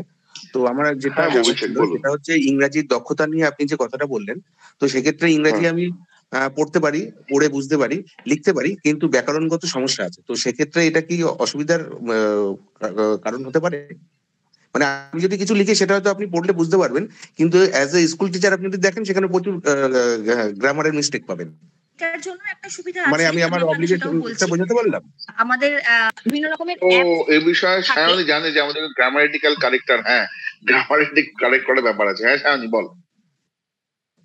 হ্যাঁ, গ্রামাটিক্যাল মানে গ্রামারলি বলে একটা অ্যাপ থাকে যেটা আপনি ডাউনলোড করে নিয়ে, এটা আপনি শুধু কন্টেন্ট রাইটিং লেখার জন্য না, আপনি এমনিও নর্মালি যখন কিছু লিখছেন আপনি গ্রামারলিতে ফেল দেখতে পারেন আপনার কাজের কারেক্টনেস কত। আর আপনি যখন কোনো কোম্পানির বা ক্লায়েন্টের হয়ে কাজ করবেন তখন সেখানে আপনাকে গ্রামারলি প্রিমিয়ামের একটা সাপোর্ট দেওয়া হয়, যেটা প্রিমিয়াম অ্যাকাউন্ট গ্রামারলি থাকে। তো সেখানে আমিও হয়তো সেটা যখন আপনি আমাদের সাথে থাকবেন বা আমার সাথে কাজ করবেন বা প্র্যাকটিস করবেন, আমি আপনাকে সেই প্রিমিয়ামের সাপোর্টটা দিয়ে দেবো, যেখানে আপনি কিন্তু রেকটিফাই করতে পারবেন। কিন্তু হ্যাঁ দেখুন, সবটা তো অ্যাপের মাধ্যমে হয় না, কিছুটা নিজেকেও ডেভেলপ করতে হয়। আপনি যদি এটা বুঝতে পারেন যে আপনার গ্রামাটিক্যাল প্রবলেম আছে, তো ডেফিনেটলি ইভেনচুয়ালি আপনি সেটা সলভ করে নিতেও পারবেন। যত আপনি শিখবেন আপনার ডেফিনেটলি সলভ হয়ে যাবে, এটা মানে থাকবে। কিন্তু হ্যাঁ, একদম ভুলভাল লিখলে সেটা তো একটা মুশকিল। কিন্তু আপনি যেটা বলছেন যে বুঝতে পারা যাবে, হয়তো আপনি ইজের জায়গায় কোথাও আর লিখে ফেলছেন বা আপনি হ্যাভের জায়গায় হ্যাশ লিখছেন, দ্যাট ক্যান বি কারেক্টেড, ওটা কারেক্ট করে নেওয়া যায়। ঠিক আছে, ধন্যবাদ আপনাকে।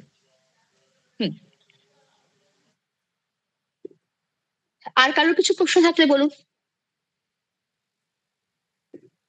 ম্যাম, আমি রাজন্যা চক্রবর্তী, একটু প্লেসমেন্টের সম্পর্কে আরেকবার একটু বলবেন?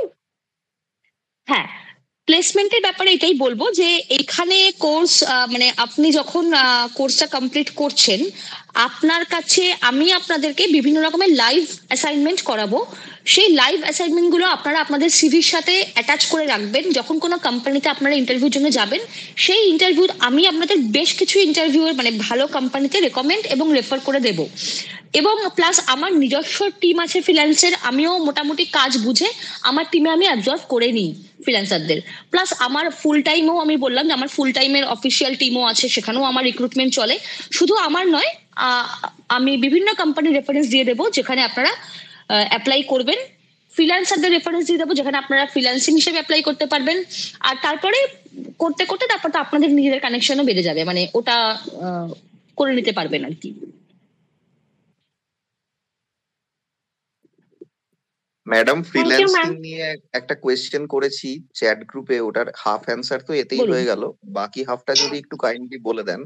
যে ফ্রিল্যান্সিং এ যারা কাজ করবেন নতুন, তাদের ফ্রিল্যান্সিং এ যারা কাজ করবেন নতুন, তাদের পেমেন্টের যে বিষয়টা হয় সেটা টাস্ক বেসিসে হয় না ডে বেসিসে হয়? না, এটা ডিপেন্ড করছে আপনি কার সাথে কাজ করছেন। যেমন ধরুন আমার ফ্রিল্যান্সিং এর সিস্টেম হচ্ছে, মানে আমার কাছে যারা ফ্রিল্যান্সিং করে, আমার সিস্টেম হচ্ছে আমি প্রত্যেক মান্থে 10th পেমেন্ট করি।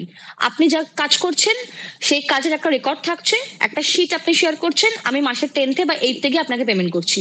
কেউ 1 থেকে 30th শিডিউলে পেমেন্ট করে, কেউ 15 ডেজে পেমেন্ট করে, কেউ টাস্ক বেসিসে করে। এটা ডিপেন্ড করছে আপনি কোন ক্লায়েন্টের সাথে কাজ করছেন। সেটা সম্পূর্ণ ক্লায়েন্টের সাথে আপনি প্রথমেই কথা বলে নিয়ে কাজ করবেন যে আমার এইটা পেমেন্টের রুলস, আপনার কি রুলস আপনি বলুন। ক্লায়েন্ট তার টার্মস এন্ড কন্ডিশনস বলবে, আপনার পোষাবে আপনি করবেন, না পোষাবে করবেন না। আপনি তো ফ্রিল্যান্সিং এ আপনার সেই ফ্লেক্সিবিলিটি থাকছে না যে আপনি কিভাবে কোন পেমেন্টের অপশন আপনি নিতে পারছেন। মানে আমি ধরুন আমার যেসব ক্লায়েন্ট আছে যাদের কাজ আমি নিজে তুলি, সেখানে কেউ থাকে যারা 15 ডেজে পেমেন্ট করে, কেউ থাকে মান্থলি ওয়েতে পেমেন্ট করে, কেউ থাকে যারা হয়তো উইক ডেজে পেমেন্ট করছে। তো ওটা ডিপেন্ড করে, ওটা আপনি কোন ক্লায়েন্টের হয়ে কাজ করছেন সেটা সম্পূর্ণভাবে তার টার্মস এন্ড কন্ডিশনস এর উপর ডিপেন্ড করে। আচ্ছা, আর একটা extended part of the question ছিল, সেটা হচ্ছে যে ফ্রিল্যান্সিং এর ক্ষেত্রে যেমন ক্লায়েন্ট কে সেটা খুঁজে বার করার একটা দায় যিনি ফ্রিল্যান্সিং করছেন তারও তো থাকে, না হলে তিনি নতুন ফ্রিল্যান্সিং এর কাজ পাবেন কি করে? তাহলে যিনি এই কাজটা খুঁজছেন তিনি কোন কোন জায়গা থেকে কাজটা কন্টিনিউয়ালি খুঁজতে পারবেন, মানে ইনস্পাইট অফ ইওর সাপোর্ট? যদি ধরুন আপনার মানে আপনি পিকচারেই নেই এরকম কন্ডিশনে, সেরকম কিছু ট্রাস্টেড জিনিসপত্রের কথা বিদ্যাস্তুর যে কোর্সটা ডিজাইন করেছেন সেখানে বলা হবে কি না? ডেফিনেটলি বলা হবে। দেখুন, যখন আমি একটা কোর্স, ধরুন আমি নেই সিনে, আপনি যেটা বললেন আপনি নিজের কাজ জানেন, আপনি ফ্রিল্যান্সিং হিসেবে মার্কেটে কাজ করতে চাইছেন, আপনি এখানে শেখেন না, বিদ্যাস্তুতে শেখেন না, বা আপনার বিদ্যাস্তুর সঙ্গে কোনো টার্মস নেই, আপনি নর্মালি কাজটা জানেন। সেক্ষেত্রে কি হবে আপনি ধরুন আপনি কোথাও কাজ করছেন না, মানে আপনি নর্মালি জানেন, তো সেক্ষেত্রে লিঙ্কডইন হচ্ছে ফ্রিল্যান্সিং এর একটা বিশাল বড় প্ল্যাটফর্ম। আপনি যদি কন্টেন্ট রাইটিং এর একটা নেটওয়ার্ক ওখানে নিজস্ব ক্রিয়েট করেন, দেখুন আজকাল তো সবটাই ডিপেন্ড করে নেটওয়ার্কের উপরে, তো আপনাকে একটা প্রপারলি সিভি বানাতে হবে, আপনাকে কিছু প্রপার স্যাম্পল রেডি করতে হবে, তো তারপরে লিঙ্কডইন একটা ভীষণ ভালো প্ল্যাটফর্ম, আপনি ওখানে সার্চ করতে পারবেন। তবে হ্যাঁ, যেমন সবকিছুরই পজিটিভ সাইড থাকে, এটাও বলছি বিভিন্ন ফেক লোকজনও ঘুরছে। এবার সেই ফেক কে আপনি কিভাবে মানে আইডেন্টিফাই করবেন? দেখবেন ফেক ফেক যারা লোকজন তাদের দেখবেন লিঙ্কডইন প্রোফাইলে হার্ডলি কোনো পোস্ট আছে, তারা নিজে থেকে আপনাকে এসে কমিউনিকেট করছে, আরে মেরা কাম কর দো। আপনি না নিজে এটা একটা মানে ভাইবে বুঝতে পারবেন যে আপনি ঠিক জায়গায় আছেন নাকি। আর তার সাথে আমি আপনাদের কিছু ফ্রিল্যান্সিং মানে এবারে ব্যাপারটা যদি আপনি আমার সাথে ক্লাসটা করেন, তাহলে আমি তো ডেফিনেটলি আপনাকে কিছু ফ্রিল্যান্সিং সোর্স দিয়েই দেবো, যেখান থেকে আপনি কাজ করলে আপনার মোটামুটি আপনার যেটা রিকোয়ারমেন্ট সেটা পূরণ হয়ে যাবে, তার সঙ্গে তারপরে আপনি সাইমালটেনিয়াসলি সার্চ করতে পারবেন। হেল্প করার জন্য বা এটা ঠিকঠাক করছেন নাকি তার জন্য শুধু কোর্স শেষ হওয়া অবধি নয়, আমি তারপরেও আছি হেল্প আউট করার জন্য। যে আপনি সেটা ধরুন কোর্স হয়ে গেল 3 মাস, তারপরে আপনি কোনো ক্লায়েন্ট ধরছেন, আপনি আমার সাথে কথা বলতেই পারেন যে ম্যাম এটা ঠিক আছে নাকি, বা আমি জায়গাটা ঠিকঠাক আছে নাকি, সেই জায়গাটাতে আমি মানে আছি হেল্প আউট করার জন্য আর কি, সাপোর্ট দেওয়ার জন্য। ঠিক আছে ম্যাম, থ্যাংক ইউ। দিদি এবং অভিজ্ঞতা, আমি মাইকেল কথা বলছি। হ্যাঁ বলুন। হ্যাঁ বলুন। অভিজ্ঞতা আপনার সাথে কথা হয়েছিল দিদির সাথে কনফারেন্সে, ইউ রিমেম্বার? হ্যাঁ হ্যাঁ বলুন বলুন বলুন বলুন। কোর্স করতে আগ্রহী আমার দিদি, 3টে বেসিক্যালি। আপনার কথা মাইকেল, আপনার কথা কেটে যাচ্ছে Michael. Is it better now দাদা? স্লাইটলি মার্জিনালি বেটার, একটু বাইরে আসুন না প্লিজ। আচ্ছা ঠিক আছে, আমি তাহলে 2-3 মিনিট পরে আমি প্রশ্নটা রাখছি, আপনি তখন প্রশ্ন নিয়ে নিন। ঠিক আছে ঠিক আছে ঠিক আছে। আচ্ছা আরেকজন বলুন, সুপর্ণা না কি নাম আরেকজন দেখলাম, সুপর্ণা কিছু প্রশ্ন করছে, সুপর্ণা বলুন।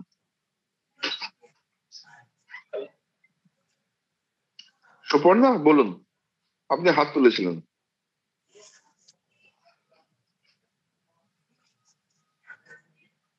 আর কেউ আছেন এখানে? কুশীলভ আছেন, কুশীলভ বলতে পারেন। হ্যাঁ কুশীলভ বলুন। না আমি এক্ষুনি কোয়েশ্চেন করলাম, ওই জন্য আমি আর কিছু হ্যান্ড রেজটা অফ করে দিচ্ছি। আচ্ছা okay okay okay okay, no issue no issue no issue. Ma'am কোর্সের মধ্যে কি আমাদের এরকম কোনো টাস্ক দেওয়া হবে যার মধ্যে আমরা বুঝতে পারবো যে আমাদের ইমপ্রুভ কতটা হচ্ছে? ডেফিনেটলি আমি প্রত্যেকদিন যেটা যেটা শেখাবো সেগুলো লাইভ টাস্ক দেবো। মানে ধরুন আমি আজকে একটা টপিকে শেখালাম, সাপোজ আমি আজকে আপনাদের প্রপোজাল রাইটিং শেখালাম, প্রপোজাল রাইটিং এর উপরেই আমি মানে ইন ক্লাস একটা কাজ করাবো এবং আপনাদের হোমওয়ার্ক দেবো। সেই হোমওয়ার্ক গুলো আপনারা আমাকে মেলে পাঠাবেন, আমি চেক করব, করে 1-to-1 ফিডব্যাক প্রোভাইড করব প্রত্যেককে। আচ্ছা বুঝেছি। এটা প্রত্যেকটা ক্লাসে হবে, মানে প্রত্যেকটা ক্লাসেই হবে। ওকে। ম্যাডাম এই যে হোমওয়ার্কের ব্যাপারটা বললেন, এই হোমওয়ার্কের ব্যাপারটা একটা বেসিক অ্যান্ড্রয়েড মোবাইল দিয়ে করা যাবে নাকি এর জন্য ট্যাবলেট বা ল্যাপটপ হলে বেটার হয়? যদি আপনি অ্যান্ড্রয়েডে লিখতে অভ্যস্ত মানে স্বচ্ছন্দ থাকেন আপনি করতেই পারেন। আচ্ছা ওকে। হ্যাঁ দিদি আমি আবার মাইকেল বলছিলাম, এবারে কি একটু বেটার আসছে আওয়াজটা? হ্যাঁ হ্যাঁ হ্যাঁ বলুন। ওকে দিদি, আমার ছোট্ট 3টে প্রশ্ন ছিল। এক তো হচ্ছে আপনার এই অনলাইন কোর্সে দিদি করছেন, মানে বুঝতেই পারছেন যখন কোর্স হবে ভিড় অনেক হবে, প্রশ্ন এটা তো প্রথমত মানে ওয়ান ওয়ে ইন্টারাকশন হবে নাকি 2 ওয়ে ইন্টারাকশন থাকবে? মানে আমরাও ধরুন আমি ক্লাসটাকে এভাবে ভেবেছি যে 2 ঘন্টা যদি ক্লাসটা হয়, আমি 1 ঘন্টা ব্যাপারটা বোঝাবো, হাফ অ্যান আওয়ার টাস্কের জন্য রাখবো বা 40 মিনিটস মতো টাস্কের জন্য রাখবো, বাকি 15 মিনিট প্রত্যেকের 1-to-1 ইন্টারাকশন হবে যেখানে ডাউট ক্লিয়ারিং হবে। ওকে, এই কোর্সে আপনারা সর্বোচ্চ কতজন স্টুডেন্ট নেবেন এরকম কিছু সিদ্ধান্ত নিয়েছেন? এইটা স্যার ম্যানেজমেন্ট বলতে পারবো। অভিজ্ঞতা একটুখানি কথা বলো। সরি আমি একটু না বেরিয়ে গেছিলাম মিটিং থেকে। Can you please repeat the question? দাদা আমি মাইকেল বলছি দাদা আবার। হ্যাঁ মাইকেল বলো। হ্যাঁ আমি এটা জানতে চাইছিলাম যে যেহেতু অনলাইন কোর্স অনেকের একসাথে তো অনেকগুলো প্রশ্ন থাকবে, তাই তোমরা সর্বোচ্চ কতজন স্টুডেন্ট নেবে এখানে ওইরকম কি কিছু ভেবেছো তোমরা? আমরা সচরাচর যেহেতু খুব ভালো প্রশ্ন মাইকেল, এটা সবার জন্য জানা দরকার। আমরা বৃদ্ধাশ্রম কোনো কোর্সেই 40 থেকে 50 জনের বেশি স্টুডেন্ট নিই না। তাদের কি হয়, তার বেশি হলে ওই ভিড়ে ভিড়াক্কার হয়ে যায়, সরি, ইন্ডিভিজুয়াল অ্যাটেনশন দেওয়া যায় না। যদি তার বেশি হয় আমরা দুটো ব্যাচ করে দিই, ফলে এক্ষেত্রে চিন্তার কোনো কারণ নেই। যদি দেখি 60-70 জন হয়ে যাচ্ছে, আমরা দুটো ব্যাচে স্প্লিট করে দেবো। 40-50 অব্দি,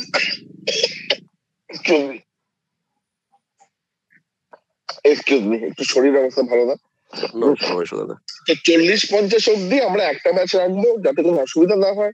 যদি তার বেশি হয় আমরা দুটো ব্যাচ স্প্লিট করে দেবো। আমাদের এই মুহূর্তে যা সারা পাচ্ছি মনে হচ্ছে দুটো ব্যাচ করতে হবে, কারণ অলরেডি বোধ হয় 30-35 জন, আমার যদি ভুল না করে থাকি, হয়ে গেছে। কালই 21 জন ছিল, বাট ঠিক আছে, আমি দেখছি ব্যাপারটা। ঠিক আছে, এটাও আমার অনুরোধ দাদা, মানে খুব বেশি হয়ে গেলে তখন ওই খুব বেশি খুব বেশি একসাথে ক্লাস করানো সম্ভব নয়, ক্লাসের কোয়ালিটি হ্যাম্পার হয়। মাইকেল, আই গ্যারান্টি ইউ, যদি এরকম 50-60 জন হয়ে যায়, আমি দুখানা ক্লাস করে দেবো। অলরেডি আমাদের 30-এর বেশি চলছে। আমি আশা করছি আমাদের 50-60-এর ওপর হবে, দুটো ক্লাস করে দেবো। ঠিক আছে দাদা, ঠিক আছে, অনেক ধন্যবাদ। দিদি, আরেকটা প্রশ্ন ছিল। ধরুন আপনাদের মোটামুটি তো 40 ঘন্টার ক্লাস। এবারে আপনি যত এখানে দিদি ডিটেলে পড়ান না কেন, বা অনেকের তো হয় ক্লাস শেষ হয়ে যাওয়ার পরেও অনেক কিছু প্রশ্ন থেকে যায়, বা 40 ঘন্টায় একজন কখনোই মানে নিজের মনের মতো কন্টেন্ট রাইটার হতে পারবে না। আমিও পারবো না, ডেফিনেটলি। এইবারে 40 ঘন্টা ক্লাস করার পরে আমার মধ্যে কন্টেন্ট রাইটিং সম্পর্কে আরো আগ্রহ জাগলো, আমি আরো কিছু বেটার করতে চাইলাম। এর জন্য কি অ্যাডভান্স কোর্সের সুবিধা আপনার বিদ্যাস্তু থেকে থাকছে, বা অন্য কোনো জায়গা থেকে, সেটা আপনি কিভাবে গাইড করবেন? সত্যি কথা বলতে কি মাইকেল, এটা Sayani, please allow me to take the question. দেখো মাইকেল, এই কোর্সটা না আমরা সায়নী যাকে বলে নির্বাণিতা নিয়েছি আর কি, মানে ওর অনুরোধে করেছি। এর অ্যাডভান্স কিছু আমরা ভাবিনি, মানে I will be very honest with you. আমি ওই রকম পার্টিকুলার কোনো কোর্স জানতে চাইছি না। ধরো আমি এরপরে আমার আরো একটু ইন্টারেস্ট হলো, আমি অফলাইনে দিদির কাছে একটু শিখতে চাইলাম গিয়ে, বা ওদের টিমের কাছে, ওই ধরনের কিছু সুযোগ সুবিধা কি পরবর্তীকালে পাওয়া যেতে পারে? এখন আমরা ভাবিনি মাইকেল, আমরা এই কোর্সের সাফল্যের উপর ডিপেন্ড করছে আমরা কোর্সটা কিভাবে নিয়ে যাব। কি সায়নী, ঠিক বললাম তো? একদম। আগে আমরা দেখি কি হচ্ছে, then we will get back to you regarding the advance stage of it. আর 40 ঘন্টা হয়ে যাওয়ার পরে স্যার, যদি আপনার মনে হয় যে আপনার কিছু কোয়ারি রয়ে গেল, বা আপনি কোনো একটা বিষয়ে মানে কাজ করতে করতে কোথাও আটকে গেলেন, পারছেন না, definitely I will be there to help you out. মানে ওটা ব্যাপার নয় যে কোর্স শেষ হয়ে গেছে মানে আমি আর আপনাকে চিনবো না, মানে ওরকম ব্যাপার নয়। ডেফিনেটলি সেটুকুনি পার্সোনাল লেভেলে হেল্প আমি এমনিই করে থাকি আর কি, সবাইকেই করি। কিন্তু দিদি, তাও কি জানেন তো, কোথাও মানে যতই আমরা অনলাইন বা টেক অ্যাডিক্টেড বা টেক ডিপেন্ডেন্ট হয়ে যাই না কেন, কোথাও কিন্তু ওই 1-to-1 বা ফিজিক্যাল ইন্টারাকশনের বিকল্প এখনো অনলাইন ক্লাস হয়ে উঠতে পারেনি। একটা ওই হাতে কলমে, যতদিন না আমরা অফলাইন শুরু করছি সম্ভব নয়। বাট আই রেস্ট অ্যাসিওর, মানে বি রেস্ট অ্যাসিওর, আমাদের যত কোর্স হয় সেটা শুধু এই কোর্স নয়, আমাদের তো প্রচুর কোর্স চলে, web development, Python, data science, AI, এরকম মানে অসংখ্য কোর্স চলে। প্রতিটাতেই কখনো আজ অব্দি আমাদের কোনো স্টুডেন্টের কোনো ব্যক্তিগত প্রবলেমের সুরাহা হয়নি, এমন হয়নি। চিরকাল আমরা হেল্প করে থাকি, এনি কোনো অসুবিধার কারণ নেই। Be rest assured about it. Okay, আমার শেষ এবং আরেকটা প্রশ্ন ছিল দিদি, যেটা আপনি বললেন ওই মানে নন কন্টেন্ট রাইটিং ছোট হয়, কিন্তু সরি নন একাডেমিক রাইটিং, যেটা একাডেমিক রাইটিং হলে একটু বড় হয়। তাও দিদি, এটা আমার মনে হয় অনেকের, কারণ কন্টেন্ট রাইটিং ব্যাপারটা না অনেকের কাছে এখন শেখার মতোই, এবং আমার কাছে ইনক্লুডিং মি অলসো, আমি কিছুই জানি না মানে স্পেলিংটা ছাড়া। আপনাকে দিদি পুরোই করার দরকার নেই। ধরুন ফর এক্সাম্পল একটা যে কোনো এসে যেতে কন্টেন্ট লেখা হয়, তার হয়তো একটা 50টা শব্দের ইন্ট্রোডাকশন, এরকম জাস্ট একটা স্যাম্পল কি আমরা পেতে পারি? আমি ডেফিনেটলি পারেন। আমি যে মাস্টার ক্লাসটা নেব 24 আমি সেখানে স্ক্রিন শেয়ার করে আপনাদের স্যাম্পল দেখাবো, মানে কিরকম হয়, কি ধরনের কোশ্চেন আসে, কি ধরনের অ্যাসাইনমেন্ট আমরা প্রিপারেশন করি। আজকের ব্যাপারটা হচ্ছে ডাউট ক্লিয়ারিং, মানে আপনাদেরকে কি কোশ্চেন ছিল যে এই ধরুন ফ্রিল্যান্সিং এ কিরকম কি স্কোপ থাকে বা বাকি, কিন্তু স্যাম্পল বা এক্সাম্পল যেটা বলছেন সেগুলো আমি মাস্টার ক্লাস যেটা নেব সেখানে আমি দেখাবো আর কি ডিটেলে, যেটা 24 24th নেবেন, ঠিক আছে দিদি, ওতেও চলবে, নট অ্যান ইস্যু। অনেক ধন্যবাদ দিদি। আচ্ছা সায়নী, কেউ প্রশ্ন করে একটু মেসেজটা দেখ, মেসেজ বক্সটা দেখ। হ্যাঁ আমি মেসেজ প্রশ্ন করেছেন যে কেউ একজন মেসেজ, তোর এই মাইক্রোফোন কাজ করছে না বলে টাইপ মেসেজ করছেন, দেখ তো উনি কি জিজ্ঞেস করেছেন। আচ্ছা অভিক বাবুকে একটা প্রশ্ন খালি করার ছিল, আপনি এক্ষুনি কথা প্রসঙ্গে বললেন যে 31 জন হয়ে গেছে, তার মানে কি আর্লি বার্ড অফারটা কমপ্লিট হয়ে গেছে, তাই তো? 20 জনের এনরোলমেন্ট। আমি যদি আপনি খেয়াল করে থাকেন, যখন আমি শুরু করি আমার মেসেজটা, যে যদি সেরকম উৎসাহ বুঝি আমরা এক্সটেন্ড করতে পারি। আমি আজ কিবার এই প্রিয়ম, আজ কিবার বুধবার, তো আগামী শনিবার অব্দি যারা করবেন, irrespective of size of the class size, শনিবার অব্দি যারা করবেন তারা এই সুযোগ পাবেন। Nirmalya, I hope I have your approval. একটু হোল্ড করুন প্লিজ, আমাকে তো এমডির অ্যাপ্রুভাল দিতে হয়। Just hold on please. লোকে বলছেন 31 জন হয়ে গেছে, ঠিক আছে। ওই আমাদের 55% ইসের অফারটা উনি বলছে শনিবার বলে দিচ্ছি, শনিবার বলে দিয়েছি, ঠিক আছে। এই শনিবার অব্দি যারা নেবেন তারা এই সুবিধা পাবেন, ঠিক আছে। ঠিক আছে, ধন্যবাদ। অনুপর্ণ বাবু, আমি আপনার মেসেজের উত্তরটা একটু দিয়ে দিই। সরি, পৃথা আছিস? পৃথা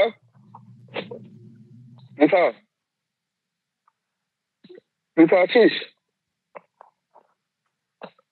পৃথা, সরি, হ্যাঁ বলুন, কি বলছিলেন? আচ্ছা, কোর্স এনরোলমেন্ট প্রসেস বলছিলেন, কোর্স এনরোলমেন্ট প্রসেস আমাকে জানতে চাইছিলেন। আমি আবারও বলছি, গ্রুপেও লিখে দেব, এখানেও বলে দিচ্ছি, একটা নাম্বার লিখে নিন, 7450010203, 7450010203। এই নাম্বার যখন খুশি ফোন করুন, করে আপনারা পৃথা হচ্ছে আমাদের চিফ সেলস অফিসার, ওকে ফোন করুন, ও আপনাদের সম্পূর্ণ গাইড করে দেবে, ঠিক আছে। ওটা স্যার বিদ্যাস্তুর গ্রুপে দিয়ে দিন নাম্বারটা। আমি গ্রুপে দিয়ে দিচ্ছি সাহেব, আমি গ্রুপে দিয়ে দিচ্ছি, ঠিক আছে। এই কি নাম, সায়নী একটু দিয়ে দিস গ্রুপে বাবু। হ্যাঁ দিয়ে দিচ্ছি। আচ্ছা আমি মেসেজের উত্তরটা দিচ্ছি। অনুপর্ণ বাবু আপনার জাস্ট মিনিট ম্যাম, আমি একটু উনি অনেকক্ষণ ধরে বলছেন, আমি একটু ওনাকে উত্তরটা দিয়ে দিই। হ্যাঁ, এই যে আপনি যেটা বললেন অনুপর্ণ বাবু, একদম ঠিক। ওই টার্ম পেপার আপনি যেটা লিখেছিলেন, আপনি হয়তো একটা পার্টিকুলার টপিকের ওপর লিখেছিলেন, কিন্তু যখন আপনি কোনো কোম্পানির হয়ে বা কারোর হয়ে বা নিজে অ্যাজ এ ফ্রিল্যান্সার কাজ করবেন, আপনাকে বিভিন্ন ধরনের সাবজেক্টের ওপর রিসার্চ করতে হবে। কিন্তু ম্যাক্সিমাম যারা, ধরুন আমরা যারা জেনারেল পড়াশোনা করা, মানে ধরুন ইংলিশে অনার্স, বাংলায় অনার্স, ফিলোসফিতে অনার্স বা এই ধরনের গ্রাজুয়েট বা পোস্ট গ্রাজুয়েট, সেক্ষেত্রে মানে মেন কাজগুলো হয় মার্কেটিং এন্ড ম্যানেজমেন্টের উপরে, যেগুলো ভীষণই ইজি এবং ভীষণ সহজে তার বিভিন্ন ধরনের মানে রিসার্চ পাওয়া যায়, অ্যাক্সেস করা যায়, প্রচুর ইনফরমেশন অ্যাক্সেস করা যায়। আর তারপর যদি আপনার পার্টিকুলার কোনো সাবজেক্টের উপর এক্সপার্টাইজ থাকে, যেমন ওই সোমা দাস উনি বললেন উনি সায়েন্সের, তো ন্যাচারালি তাহলে উনি সায়েন্সের অ্যাসাইনমেন্টটা খুব সহজে করতে পারবেন। তো এটা ডিপেন্ড করছে আপনি কিভাবে, মানে কোন টিমের সাথে কাজ করছেন, কোন কোম্পানিতে কাজ করছেন, বা কোথায় আপনি ফ্রিল্যান্সার হিসেবে কাজ করছেন, তিনি আপনাকে কি ধরনের কাজ প্রোভাইড করছেন, এবং আপনি দেখে নেবেন যে আপনি পার্টিকুলার সেই টপিকটাতে কতটা সাউন্ড বা সেই টপিকটাতে আপনি কতটা রিসার্চ করতে পারছেন। যেমন ধরুন কেউ যদি আমাকে এখন অ্যাকাউন্টেন্সির একটা টপিক দেয়, আমি হয়তো থিওরিটিক্যাল পার্ট করতে পারবো, কিন্তু আমি কিন্তু ক্যালকুলেশন করতে পারবো না, তো আমি সেই ক্লায়েন্টের থেকে অ্যাকাউন্টসের টপিক নেবই না, মানে ফিনান্সের টপিক আমি নেবই না। তো ব্যাপারটা সেটা, যে এটা আমাকে বুঝে নিতে হবে যে আমি কতটা পারছি। এটাও আমি বলে দেবো যে কি কি ধরনের টপিক হয়, কোনটা কোনটার কতটা বেশি মানে ইম্পর্টেন্স থাকে, কোন টপিকের উপর কাজ বেশি আসে। আমি সেই সমস্ত কাজের স্যাম্পল আপনাদের প্রোভাইড করবো, যে স্যাম্পল গুলো এক একটা অ্যাসাইনমেন্টে প্রায় 70%-এর উপর স্কোর করেছে। আমি সেই ধরনের স্যাম্পল আপনাদের প্রোভাইড করে দেবো, যাতে আপনারা সেগুলো দেখেও আইডিয়ালাইজ করতে পারেন যে কিভাবে লিখতে হয় বা কিভাবে পুরো কাজটাকে ইমপ্লিমেন্ট করতে হয়, সেগুলো সমস্ত আমি দিয়ে দেবো। Hello, good evening. আমি একটা প্রশ্ন আছে আমার, আমি সোমা দাস বলছি। আমার একটি প্রশ্ন অলরেডি আপনি বলেছেন, আর আরেকটি প্রশ্ন অলরেডি এর আগে করেছে একজন, টাকার বিষয়টা, ওটা শুনে নিয়েছি। আর একটি প্রশ্ন রয়ে গেল, সেটা হচ্ছে যে আমি বিভিন্ন রকম যারা পিএইচডি করছে বা মাস্টার্স করছে তাদের যে স্পেশাল প্রজেক্ট গুলো হয় বা পিএইচডি পেপার গুলো যে বিভিন্ন হয়, সেই ধরনের পেপার আমি অনেকবার লিখে দিয়েছি আমার সিনিয়রদের। তো আমার এই লেখার অভিজ্ঞতাটি রয়েছে, মানে রিসার্চ করেই লেখা, কারণ এগুলো সবই রিসার্চ করতেই হয়। তো আমার একটা বিষয় জানার আছে যে এটাই কি কন্টেন্ট রাইটিং, মানে আমার এটা জানার ইচ্ছে ছিল। একদম, এই যে আপনি রিসার্চ করেছেন, মানে আপনি হয়তো আপনার সিনিয়রের হয়ে করেছেন, এটা আপনি সম্পূর্ণ অচেনা কারোর জন্য করবেন। ওটা আপনি চেনা কারোর জন্য করেছেন, এটা আপনি অচেনা কারোর জন্য করবেন।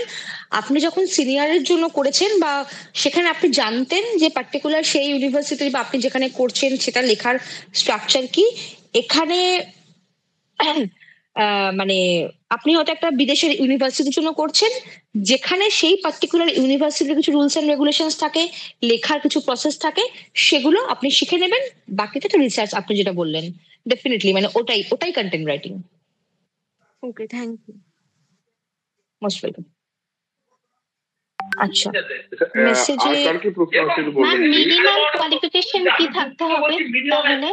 দেখুন, গ্র্যাজুয়েশনটাই প্রেফারেবল। হ্যাঁ, গ্র্যাজুয়েশন প্রেফার করা হয়, কারণ এখানে একটা ব্যাপার, এক সেকেন্ড।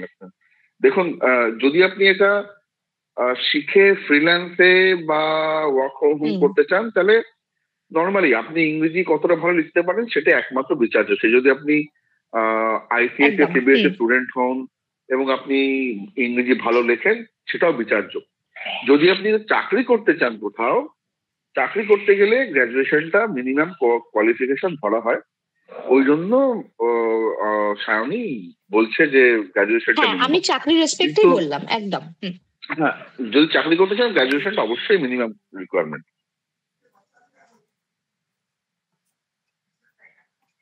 আচ্ছা, এখানে কেউ একজন মেসেজে লিখেছে, নির্মাল্য তোমার উদ্দেশ্যে লিখেছে যে উনি এত সুন্দর একটা পদক্ষেপ নিয়েছেন বাঙালিকে বাংলায় শেখানোর, কিন্তু ইনস্টলমেন্টে ফিস দেওয়ার ব্যাপারটা কেন শুরু করেননি? এটা নির্মাল্য স্যারের উদ্দেশ্যে প্রশ্ন। আমি জবাব দেবো। এই সমস্ত টেকনিক্যাল প্রশ্ন আমি অভিক সরকার, সিইও বিদ্যাস্ত, আমি প্রশ্নের জবাব দেবো। এগুলো যে আমরা ইএমআই তে করবো, ইএমআই তে করার একটা কিছু কোম্পানি যারা ইএমআই তে করে, মানে we have had a chat with them. যারা অনলাইন কোনো কোর্সের ইএমআই করতে, কোনো কোম্পানি যারা ইএমআই করে, তারা উৎসাহী নয়। কেন উৎসাহী নয়? তারা একটা হিস্টোরিক্যাল রিজন হচ্ছে, যখন বাইজুস, আপনারা সবাই বাইজুসের নাম জানেন, যখন বাইজুস যাকে বলে একদম টপে ছিল, তখন এরা প্রচুর স্টুডেন্ট বাইজুসের, তারা ইনস্টলমেন্টে কোর্স নিয়েছে, তারা ডিফল্ট করেছে। ফলে কোনো কোম্পানি ইনস্টলমেন্টের দায়িত্ব নিতে রাজি নয়। যদি অফলাইন কোর্স হয় তাহলে রাজি। এটা কেন হয়? আমি অনেক কথা বলেছি, প্রায় 3-4 জনের সঙ্গে কথা বলেছি বিভিন্ন কোর্স নিয়ে। মানে আপনারা যারা আছেন তারা কাছের লোক, আপনাদের কাছে স্বীকার করতে লজ্জা নেই। আমরা প্রচুর কোর্স, স্যাপ বা এরকম অনেক অ্যাডভান্স কোর্স আমরা চেষ্টা করছি লঞ্চ করার, যার কোর্স ফিস মিনিমাম 15-20 হাজার টাকা হবে বা 50 হাজার টাকা হবে। সেখানে আমরা জানি যে অনেকে যারা পারবেন না, যে ইনস্টলমেন্ট ছাড়া এই কোর্স করা সম্ভব নয়, কিন্তু যারা ইনস্টলমেন্টে এইসব কোর্স করার পয়সা, মানে ইনস্টলমেন্টে এই কোর্স করার সুবিধা দেন ব্যাংকিং সংস্থাগুলো বা এনবিএফসি সংস্থাগুলো, নন ব্যাংকিং ফিনান্সিয়াল কর্পোরেশন সংস্থাগুলো, তারা কোনোভাবেই যাকে বলে এই অনলাইনে এই সুযোগ দিতে রাজি হচ্ছেন না। আমরা তাও চেষ্টা করছি, যদি সম্ভব কখনো হয় we will get back to you. আমরাও চাই, আপনারা জানেন যে আমরা এই কোর্সগুলো, ডিজিটাল মার্কেটিং 50,000 থেকে 1.5 লাখ টাকার কোর্স ফি আমরা 7,000 টাকায় পড়াই। যদি আপনারা খোঁজ নেন, কন্টেন্ট রাইটিং এর কোর্স কলকাতায় 40 থেকে 50 হাজার টাকা। যারা ইন্ডিভিজুয়ালি পড়ান তারাও 8 থেকে 10 হাজার টাকা নেন। আমরা একটা কোম্পানি হয়ে 4,500 টাকা পড়াচ্ছি উইথ ডিসকাউন্ট। তারপরেও আমরা চেষ্টা করছি মানে দেওয়ার, যাতে দেওয়ার মানে কি বলে ইনস্টলমেন্ট ফ্যাসিলিটি দেওয়ার। কিন্তু মুশকিল হচ্ছে যারা দেবেন সেই ফিনান্সিয়াল অর্গানাইজেশন গুলো রাজি হচ্ছেন না। আমরা চেষ্টা করছি, যদি সফল হই আমরাও চাইছি খুব বেশি করে, আমরাও যদি আমাদের অনেক স্টুডেন্ট আসবেন আমরা জানাবো আপনাদের, ঠিক আছে? হ্যাঁ, আপনি মেসেজে লিখেছেন। হ্যাঁ, নন একাডেমিক কন্টেন্টের বিষয়ে কোর্সে গুরুত্ব কম দেওয়া হবে এবং এটার বাজার কম, না এটা একদমই নয়।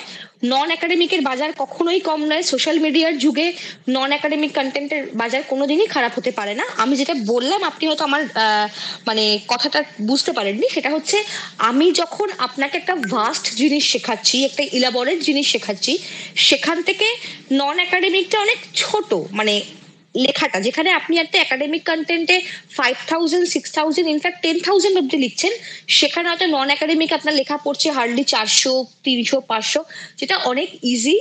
নন একাডেমিকের ক্ষেত্রে আপনি এআই এর সহায়তা নিয়ে লিখতে পারছেন, যেটা একাডেমিকের ক্ষেত্রে পারছেন না। তো ওই জন্য একাডেমিক যদি আপনি ভালো করে শেখেন না, নন একাডেমিক করা আপনার পক্ষে কোনো ব্যাপারই নয়। তো বাজার কম কখনোই নয়, নন একাডেমিকের বাজার প্রচন্ডই কারণ সবারই ফেসবুকে এখন মার্কেটিং করার যুগ, সবার এখন ইনস্টাগ্রামে মার্কেটিং করার যুগ। সো নন একাডেমিকের বাজার কম না। নন একাডেমিক রেফারেন্স আমরা ডেফিনেটলি দেবো, একাডেমিকের রেফারেন্স আমরা দেবো, কিন্তু নন একাডেমিকের আপনি এমনি কাজ শিখলে এমনি প্রচুর রেফারেন্স পেয়ে যাবেন। মানে ওয়ান্স আপনি লিখছেন, আপনি নিজে কিছু ব্লগ পোস্ট করছেন, আপনি করতে শুরু করছেন, আপনার কাছে অটোমেটিক মানে আসবে কাজ। প্লাস আমাদের বিদ্যাস্তুর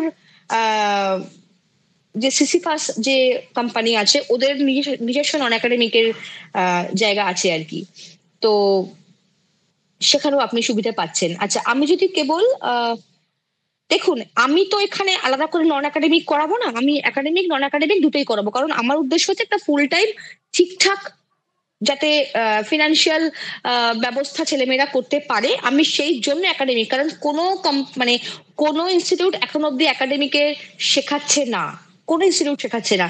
যে একটা দুটো কোম্পানি শেখায় তারা নিজেরাই content writing company. Sorry for cutting you short. আপনাদের সবাইকে জানাই যে এখনো অব্দি বাংলা ভাষায় কন্টেন্ট রাইটিং শেখানোর কোনো কোর্স কোনো কোম্পানি করে না অ্যাপার্ট ফ্রম বিদ্যাস্তু।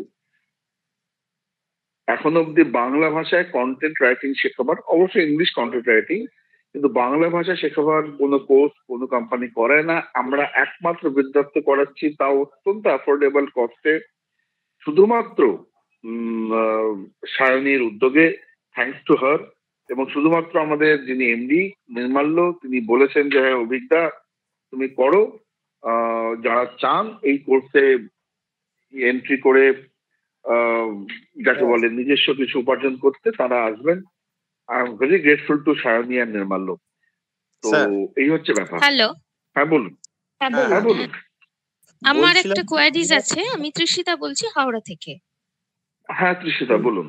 আচ্ছা, আমি একজন হাউসওয়াইফ এবং 2012 সালেই চাকরি ছেড়ে দিয়েছি। তো সেক্ষেত্রে এখন ওই লেখাপড়াটা দাঁড়িয়েছে বাচ্চার পড়াশোনা করানো। তো আমার ক্ষেত্রে কোর্সটা কতটা হেল্পফুল হতে পারে, প্রথম প্রশ্ন। আর দ্বিতীয় প্রশ্ন হচ্ছে যে আপনি বলছেন তো লাইভ টাস্ক দেবেন, তো সেক্ষেত্রে কি আমরা ওই গুগল বা আদার্স যে সার্চিং সাইট গুলো আছে সেগুলো থেকে হেল্প নিয়ে কি লিখতে পারবো, না সেটা আমাদের নিজেদের? হ্যাঁ সেটাই তো হবে। দেখুন কাজটা কিন্তু আপনাদের গুগল থেকে এটা সায়নী বলুক। হ্যাঁ মানে কাজটা কিন্তু আপনাদের গুগলের হেল্পেই করতে হবে, কিন্তু নিয়ম হচ্ছে আপনি গুগল থেকে দিয়ে কপি করতে পারবেন না। সাপোজ আমি আপনাকে জাস্ট একটা বলছি, আপনি ধরুন ইউকের যারা সব থেকে বড় রিটেল কোম্পানি, সাপোজ টেস্কো, আপনি সার্চ করলেন যে টেস্কোর মার্কেট এনভায়রনমেন্ট কি আছে বা ইন্টারনাল স্ট্রেংথ কি আছে, আপনি দেখলেন গুগলে ইন্টারনাল স্ট্রেংথের একটা টোটাল আপনি গুগলে পেয়ে গেলেন, কিন্তু যখন আপনি ওটা লিখছেন ওটা কিন্তু আপনাকে আপনার নিজের ভাষায় লিখতে হবে। তো আমি লাইভ টাস্কে আপনাকে যেটা দেব করতে, সেটা তো ডেফিনেটলি আপনি গুগল থেকে রিসার্চ করছেন, রিসার্চ আপনাকে গুগল থেকেই করতে হবে, বা অন্যান্য গুগল স্কলার আছে সেখান থেকে আপনি করলেন, কিন্তু লেখাটা কিন্তু আপনাকে আপনার নিজের ভাষাতেই লিখতে হবে বা নিজের মতো করেই লিখতে হবে। আর আপনার যেটা প্রথম কোশ্চেন ছিল, আপনি হাউস ওয়াইফ বা এখন বাচ্চাকে পড়াশোনা করাচ্ছেন, যদি আপনার প্রথমত হচ্ছে আপনার ইন্টারেস্ট থাকতে হবে, সেকেন্ড হচ্ছে মোটামুটি একটা ইংলিশ ভাষা লেখার একটা সাবলীলতা থাকতে হবে আর কি, তাহলে তো অসুবিধা কিছু নেই, আপনি করতেই পারেন। ওকে, থ্যাংক ইউ। আর একটা জিনিস জানার ছিল, যখন এই কেউ একটা কাজ করায় বা কিছু, তার কি কোনো ফিক্স ডেডলাইন থাকে? হ্যাঁ অবশ্যই থাকে, একদম থাকে। সমস্ত কাজে ডেডলাইন থাকে ম্যাডাম, সমস্ত ডেডলাইন থাকে। মানে যদি বাড়িতে আপনি তো বিবাহিত, যদি আপনি হাজবেন্ডকে বলেন যে বাড়িতে আলু পটল নিয়ে আসুন সকাল 8টা 10টার আগে, তা তো ডেডলাইন থাকে, তাই না? ডেডলাইন সব করে থাকে ম্যাডাম। ওকে ওকে, ডেডলাইন থাকে। এবারে করলাম আর কি। না ঠিক আছে, হ্যাঁ না ম্যাডাম, এখানে আমি একটু এই প্রসঙ্গে মানে জাস্ট প্রফেশনাল আমাদের জায়গাটা বলে নিই। ডেডলাইনের ক্ষেত্রে ধরুন আপনি জানেন যে আপনি যদি আপনি ফ্রিল্যান্সিং করেন, ফুল টাইম এমপ্লয়মেন্টের ক্ষেত্রে কিন্তু এটা বোঝেন নিশ্চয়ই যে একটা কোম্পানিতে চাকরি করলে আমাদের সেখানকার সিস্টেমের সাথে অ্যাবাইড বাই করতেই হয়। ধরুন আপনি ফ্রিল্যান্সিং করছেন, আপনি জানেন আপনার বাচ্চা ছোট, আপনি পার ডে 3000 লিখতে পারবেন না, আপনি 1000-এর কাজ করবেন। আপনি তখন আপনার ক্লায়েন্টকে বলে দেবেন যে দেখো আমি কিন্তু সকাল 10টার আগে বসতে পারবো না, আমি সকাল 10টা থেকে কাজ করব, বিকেল 4টে অবধি কাজ করব। তার মধ্যে আপনি যেটুকু করতে পারবেন আপনি করবেন। এবার যদি আপনার ক্লায়েন্টের কোনো আর্জেন্ট কাজ থাকে তখন তো সেই কাজটা আপনাকে না দিয়ে অন্য কাউকে দেবে। আমারও এরকম ফ্রিল্যান্সিং টিম আছে যার সদ্য বাচ্চা হয়েছে, মানে বাচ্চা একদম ছোট, সে যে মেয়েটা হয়তো একটা সময় 4000-5000 লিখতো, ও এখন 1000-এর বেশি লিখতে পারে না। তাও আমাকে বলে রেখেছে যে শাইনাদি আমাকে একটু আগের দিন রাত্রিবেলা কাজ দিয়ে দিও, আমি তাড়াতাড়ি করে মানে বাচ্চা যখন সকালে ঘুমাবে আমি সেই সময় কাজ করে নেবো। তো আমার যখন আর্জেন্ট কাজ আসে আমি ওকে আর দিই না। এগুলো খানিকটা পারস্পরিক আন্ডারস্ট্যান্ডিং এর উপর ডিপেন্ড করে আর কি। প্লাস আপনি আপনার ক্লায়েন্টের সাথে কিরকম কি র্যাপো করছেন বা কিরকম কি থাকছে। এবার যেটা সত্যি ডেডলাইন আছে, আর্জেন্ট কাজ, সেগুলো তো ডেফিনেটলি আপনাকে তার মধ্যে করে দিতেই হবে, না? এটা একটা ওয়ার্কিং রেসপন্সিবিলিটির মধ্যে পড়ে। Okay okay ma'am, thank you. Hello sir. হ্যাঁ ম্যাম। হ্যাঁ বলুন। বলছি যে এই কন্টেন্ট রাইটিং এ আপনারা বাংলায় শেখাচ্ছেন, কিন্তু লেখাটা কি বাংলায় হয় না? বাংলা কন্টেন্ট রাইটিং আমি এটা বলে দিই সাহেব, শুনুন, ইংরেজি কন্টেন্ট রাইটিং আর বাংলা কন্টেন্ট রাইটিং, ইংরেজি কন্টেন্ট রাইটিং যদি 98% হয়, বাংলা কন্টেন্ট রাইটিং 2%। আপনি তো সেখানেই নিজের সময় ইনভেস্ট করবেন যেখানে আপনি পয়সা পাবেন, রাইট? বাংলা কন্টেন্ট রাইটিং এর সেরকম কোনো বড় মার্কেট নেই। আমাদের মিডিয়াম অফ ইনস্ট্রাকশন মানে যাকে বলে পড়ানোর মাধ্যম বাংলা, কিন্তু আমরা শেখাবো ইংলিশ কন্টেন্ট রাইটিং, যেটা করে আপনার পকেটে দুটো পয়সা আসে। ঠিক আছে, বাংলা কন্টেন্ট রাইটিং শিখে কোনো নেই, লাভ নেই। কারণ মানে ধরুন হার্ভার্ডে বা MIT তে বা অক্সফোর্ডে কেউ তো আর বাংলা কোনো কন্টেন্টের একাডেমিক কন্টেন্ট খুঁজবে না, তাই না? বুঝতে পারছি নিশ্চয়ই, তারা ইংরেজিতেই খুঁজবে। আচ্ছা, আমরা ইংরেজি কন্টেন্ট রাইটিং শেখাবো। বুঝতে পেরেছি, মানে ডিমান্ডটা ইংলিশের উপর, যেহেতু তাহলে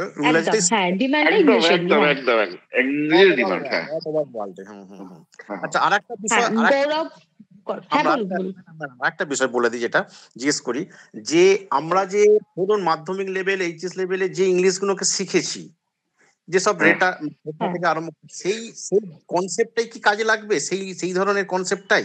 দেখুন, আমরা মাধ্যমিকে একটা কথা বলি সাহেব, আপনি মাধ্যমিকে বাংলায় শিখেছেন, আমিও মাধ্যমিক বাংলায় শিখেছি, উচ্চ মাধ্যমিক বাংলায় শিখেছি, আমাদের ইংরেজি কিন্তু অসুবিধা হয়নি। মানে আমাদের ইংরেজি ওই যে বেসিক গ্রামারটা আমরা যা শিখেছি তাতে তো অসুবিধা হয়নি।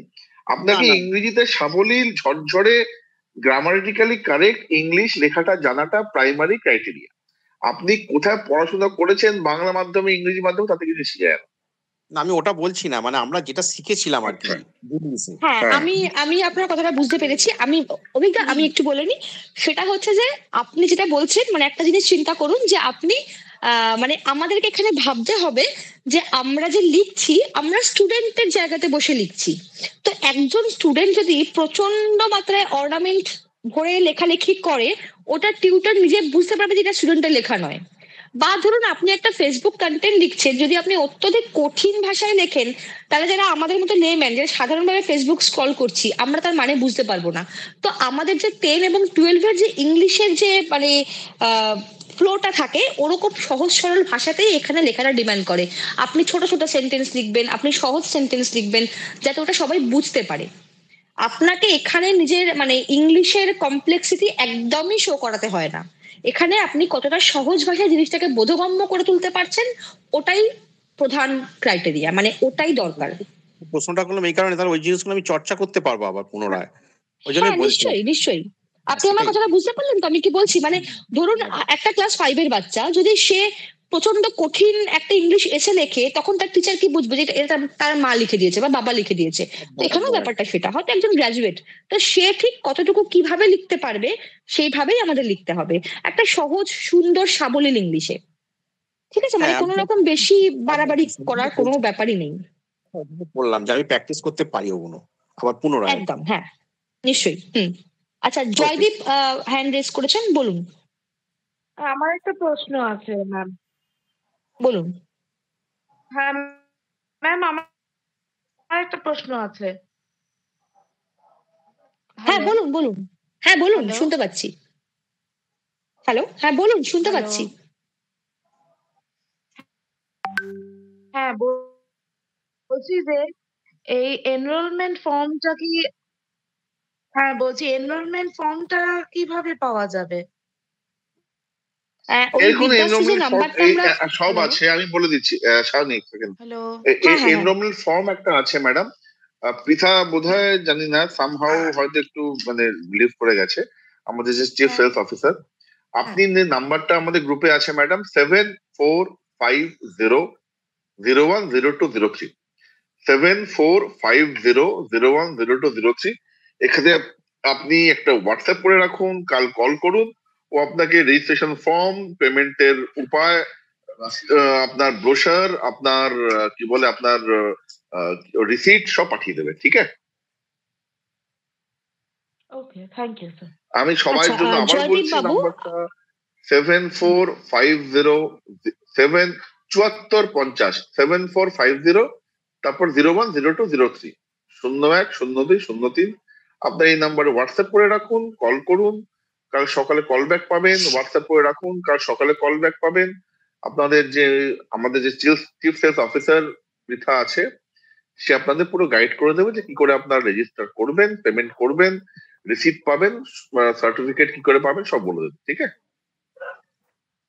আচ্ছা জয়দীপ বাবু, আপনি যেটা বলেছেন আমি বলছি আপনাকে, নিউজ পেপার আর্টিকেলে লেখা যাবে বা ধরুন ডিজিটাল মিডিয়া যেমন দ্য ওয়াল এই ধরনের প্ল্যাটফর্মে, হ্যাঁ আমি আর্টিকেল লেখাও শেখাবো। আর্টিকেল লেখার কিছু বিশেষ স্ট্রাকচার থাকে, কিছু বিশেষ ফরম্যাটিং থাকে, সেগুলো আমি শেখাবো। আর বাকি তো সবটাই কন্টেন্ট আপনি কিভাবে লিখছেন। আর নিউজ পেপার আর্টিকেল যদি বাংলায় হয় তাহলে আপনার বাংলা লেখার দক্ষতা থাকতে হবে, যদি ইংলিশে হয় ইংলিশের জায়গাটাতে আমি তো ডেফিনেটলি হেল্প আউট করবো। আচ্ছা, আর কে হ্যান্ড রেজ করেছিলেন বলুন? ম্যাম আমি আমার নাম সমিত। হ্যাঁ, একজন একজন করে একটু বললে ভালো হয়। সমিত, আপনি বলুন। হ্যাঁ বলছি যে আমি ওই নন একাডেমিক যেটা সেটার মধ্যে আর একাডেমিক, ওটার কি ওই কতটা ইনকাম করতে পারছি সেটা কোনো ডিফারেন্স আছে? ওটাও কি ওই 40 পয়সা পার ওয়ার্ড ওরকম? মানে নন একাডেমিকের ক্ষেত্রে দেখুন 40 পয়সাটা আমি একটা এক্সাম্পল দিলাম। Once you are an experience writer, after writing মানে 1 বছর 2 বছর লেখার পরে যখন আপনি এক্সপিরিয়েন্স হচ্ছেন, ধরুন আমি আমারটাই বলছি, আমার একটা যত বছরের এক্সপিরিয়েন্স হয়ে গেছে, আমি যদি এখন কোনো ক্লায়েন্টের থেকে লেখার জন্য আমি নিই, মানে আমি এখন লেখা অলমোস্ট লিখি না, মানে আমার সময় হয় না, ধরুন লিখলাম, কারণ আমার কিছু পেটেন্ট ক্লায়েন্ট আছে যারা আমার লেখাটা চায়, মানে চাইছে যাতে তাদের কোনো একটা পার্টিকুলার অ্যাসাইনমেন্ট আমি করে দিই। আমার মানে মিনিমাম স্টার্টিং শুরু হয় সেখানে 1 টাকা থেকে, ঠিক আছে? তো এইটা ডিপেন্ড করে। আর যেটা আপনি বলছেন যে ওটা হ্যাঁ মোটামুটি। আর নন একাডেমিকের ক্ষেত্রে যেহেতু ওয়ার্ড কাউন্টটা কম হয়, তো মানে যেহেতু ধরুন ফেসবুক কন্টেন্ট বা ওইগুলো, সেক্ষেত্রে ওটা ওই 50 পয়সা 60 পয়সা 70 পয়সার মধ্যে ঘোরাঘুরি করে। আর একাডেমিকের ক্ষেত্রে ওটা স্টার্টিং আমি বললাম আপনাকে 40 থেকে 50, ওটা 1 টাকা 1.5 টাকা অব্দি যায়, ডিপেন্ডস অন ক্লায়েন্ট আর আপনার কম্পিটেন্স, এই দুটোর উপরে। একবার যদি কোনো ক্লায়েন্ট দেখে যে আপনার একটা লেখা মানে সাবমিশনের পরে 70% উপর মার্কস পেয়েছে, ও আপনাকে রেট এমনি দিয়ে দেবে আর কি, মানে এমনি আপনাকে তখন আলাদা করে বলতে হবে না, আপনার রেট এমনি মার্কেট ভ্যালু বেড়ে যাবে। এই মার্কেটটা মানে যতটা ভাস্ট, এবং এখানে পরিচিতি পাওয়াটা খুব সহজ, মানে ভালো কোয়ালিটির রাইটাররা বা ভালো কোয়ালিটির লোকজনেরা খুব সহজে পরিচিতি পেয়ে যায়, তখন ক্লায়েন্ট যেচে আপনার কাছে আসবে, মানে এরকমই হয়। নন একাডেমিকের ক্ষেত্রেও কি সেটা মানে অ্যাপ্লিকেবল? নন একাডেমিকের ক্ষেত্রে দেখুন, নন একাডেমিকের ক্ষেত্রে আপনাকে কিছু ক্লায়েন্ট তো ডেফিনেটলি ধরতে হবে, কিছু ক্লায়েন্ট আপনাকে নিজেকে সার্চ করতে হবে, কিছু আমরা রেফারেন্স দেব, তারপর পুরোটাই ডিপেন্ড করবে আপনি কিভাবে কমিউনিকেশন করছেন। বা দেখুন, একটা জিনিসকে আমরা হাতে ধরে আপনাকে এগিয়ে দেব, বাট পুরোটা আবার সবটা করে দেওয়া তো আমাদের পক্ষ থেকে সম্ভব নয়। আমরা আপনাকে একটা সার্টেন লেভেল অব্দি হেল্প আউট করে দেবো, যাতে আপনি একটা জিনিসকে শিখলেন, আপনি পয়সা খরচা করলেন, আপনি তার জন্য একটা প্রপারলি সাপোর্ট আমাদের থেকে পাচ্ছেন। তারপরে আপনি কিভাবে নিজের মার্কেটটাকে গ্রো করবেন, আপনি কিভাবে নিজেকে সিরিয়াসলি এক্সিকিউট করবেন, এটা কিন্তু আপনার উপরে ডিপেন্ড করবে স্যার। এটা আমি বারবার করেই বলছি, কারণ হাতে ধরে আমরা একটা লেভেল অব্দি এগোতে পারি, তারপর কিন্তু পারি না। তারপর পুরোটাই আমাদের পোটেনশিয়াল, আমাদের দক্ষতার উপর ডিপেন্ড করে। বুঝেছি, ঠিক আছে, থ্যাংক ইউ। হ্যাঁ দিদি, আমার একটা প্রশ্ন ছিল। বলুন বলুন। আমি মাইকেলে বলছি যে আমি এটা খুব শুনছি মন দিয়ে। আমার একটা ডাউট ছিল এখানে। ধরুন আপনি যেটা বললেন আপনার কথা ফাঁকে, ওই ইউকে ইউএসএ বেস্ট ক্লায়েন্ট বেশি আমাদের একাডেমিক রাইটিং এর ক্ষেত্রে আছে। তো এখানে দিদি একটা কথা বলুন, ওদের দেশেও তো নিশ্চয়ই কন্টেন্ট রাইটার আছে।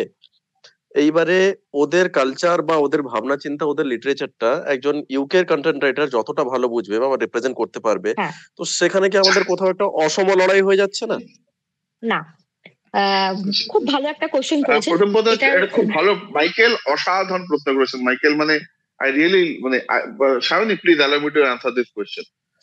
Michael, this is a very good question. এখানে বলে আমি just I would like to let everybody know, Bharatvarsha হচ্ছে পৃথিবীর second biggest English speaking country. আমরা যা ব্রিটিশ ইংলিশ বলি সেটা ব্রিটিশরা বলে না। আমরা যতটা গ্রামার, আমরা যেহেতু ওই নেটফিল্ড পিকে দিয়ে সরকার, পাশ করিয়ে দিয়ে সরকার পড়ে পড়ে বড় হয়েছি, আমরা যত ভালো গ্রামারিটিক্যালি কারেক্ট ইংলিশ বলি সেইটা ব্রিটিশরা বলে না। যদি বলতো আজকে মাইকেল, তাহলে সফটওয়্যার টেকনোলজিতে ব্রিটেন আমাদের আগে থাকতো।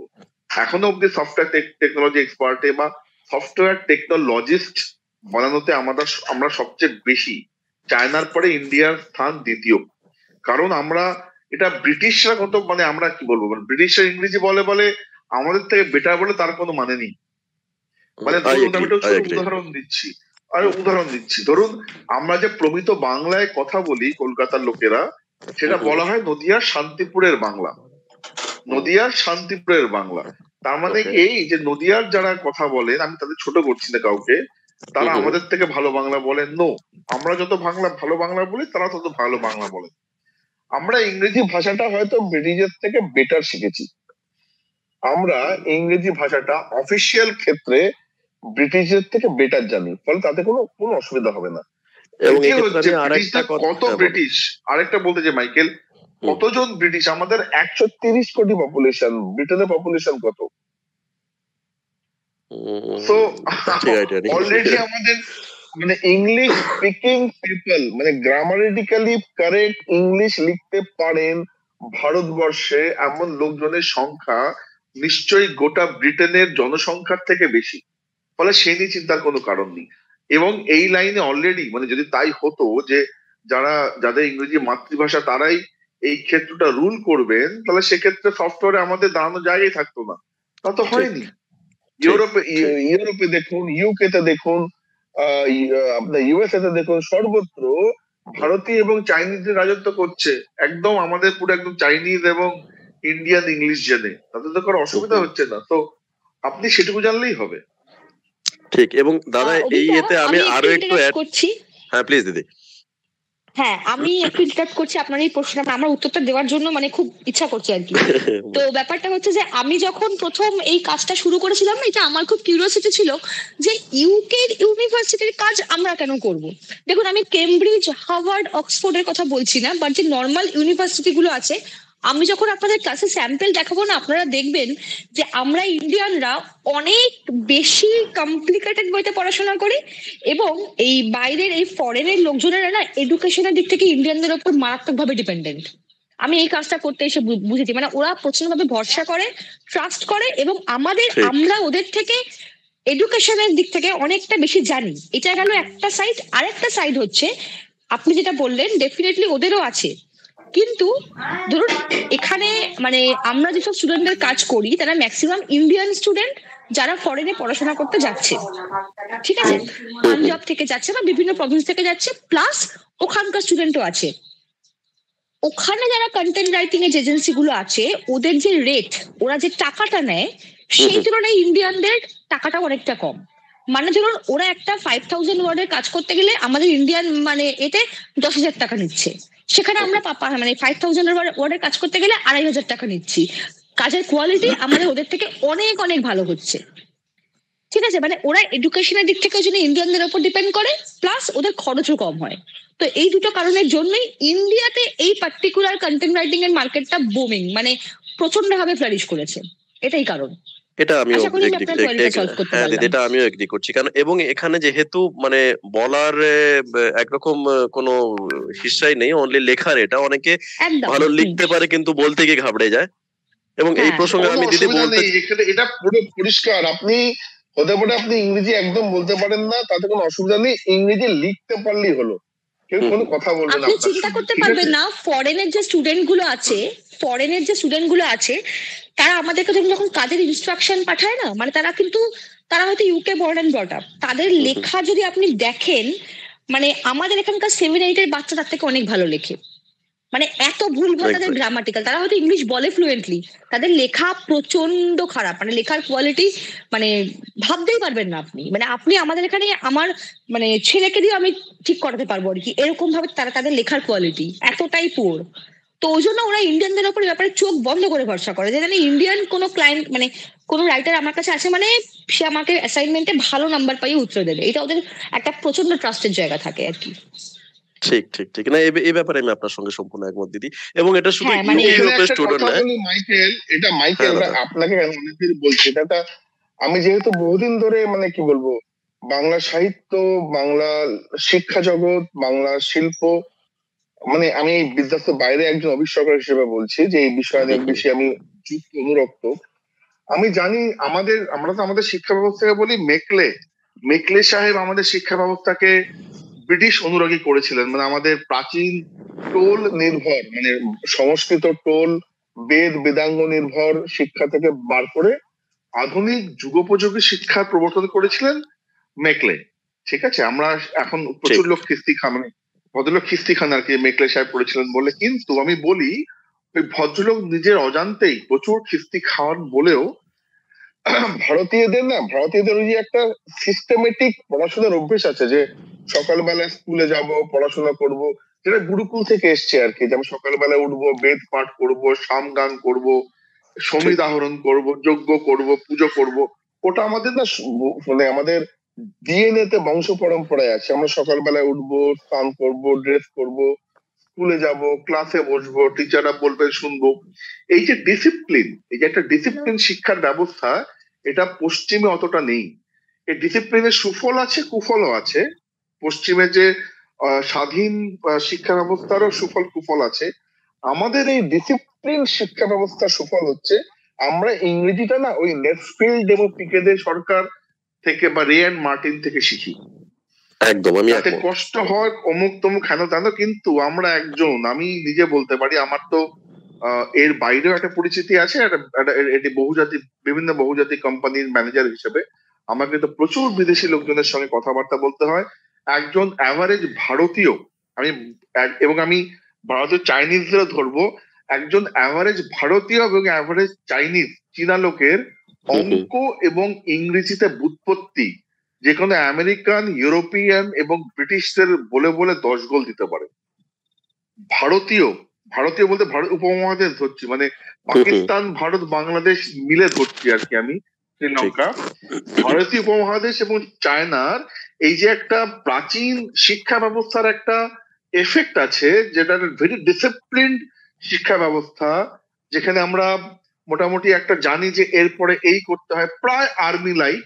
সেখানে না এর একটা সুফল আছে, মানে আজ যে আমি ছোটবেলায় যে আমি একটা গ্রামার ভুল করলে আমার মা কান পেঁচিয়ে ধরতেন, আমার টিচার থাপ্পড় মারতেন, সেটা হয়তো লোকে বলে কর্পোরাল পানিশমেন্ট, এখন বলবে তার সুফল আছে। আমি কিন্তু ইংরেজিতে এখন নির্ভুল একদম গ্রামারিটিক্যালি কারেক্ট ইংলিশ লিখতে পারি বা বলতে পারি, সেটাকে অস্বীকার করতে পারবে না।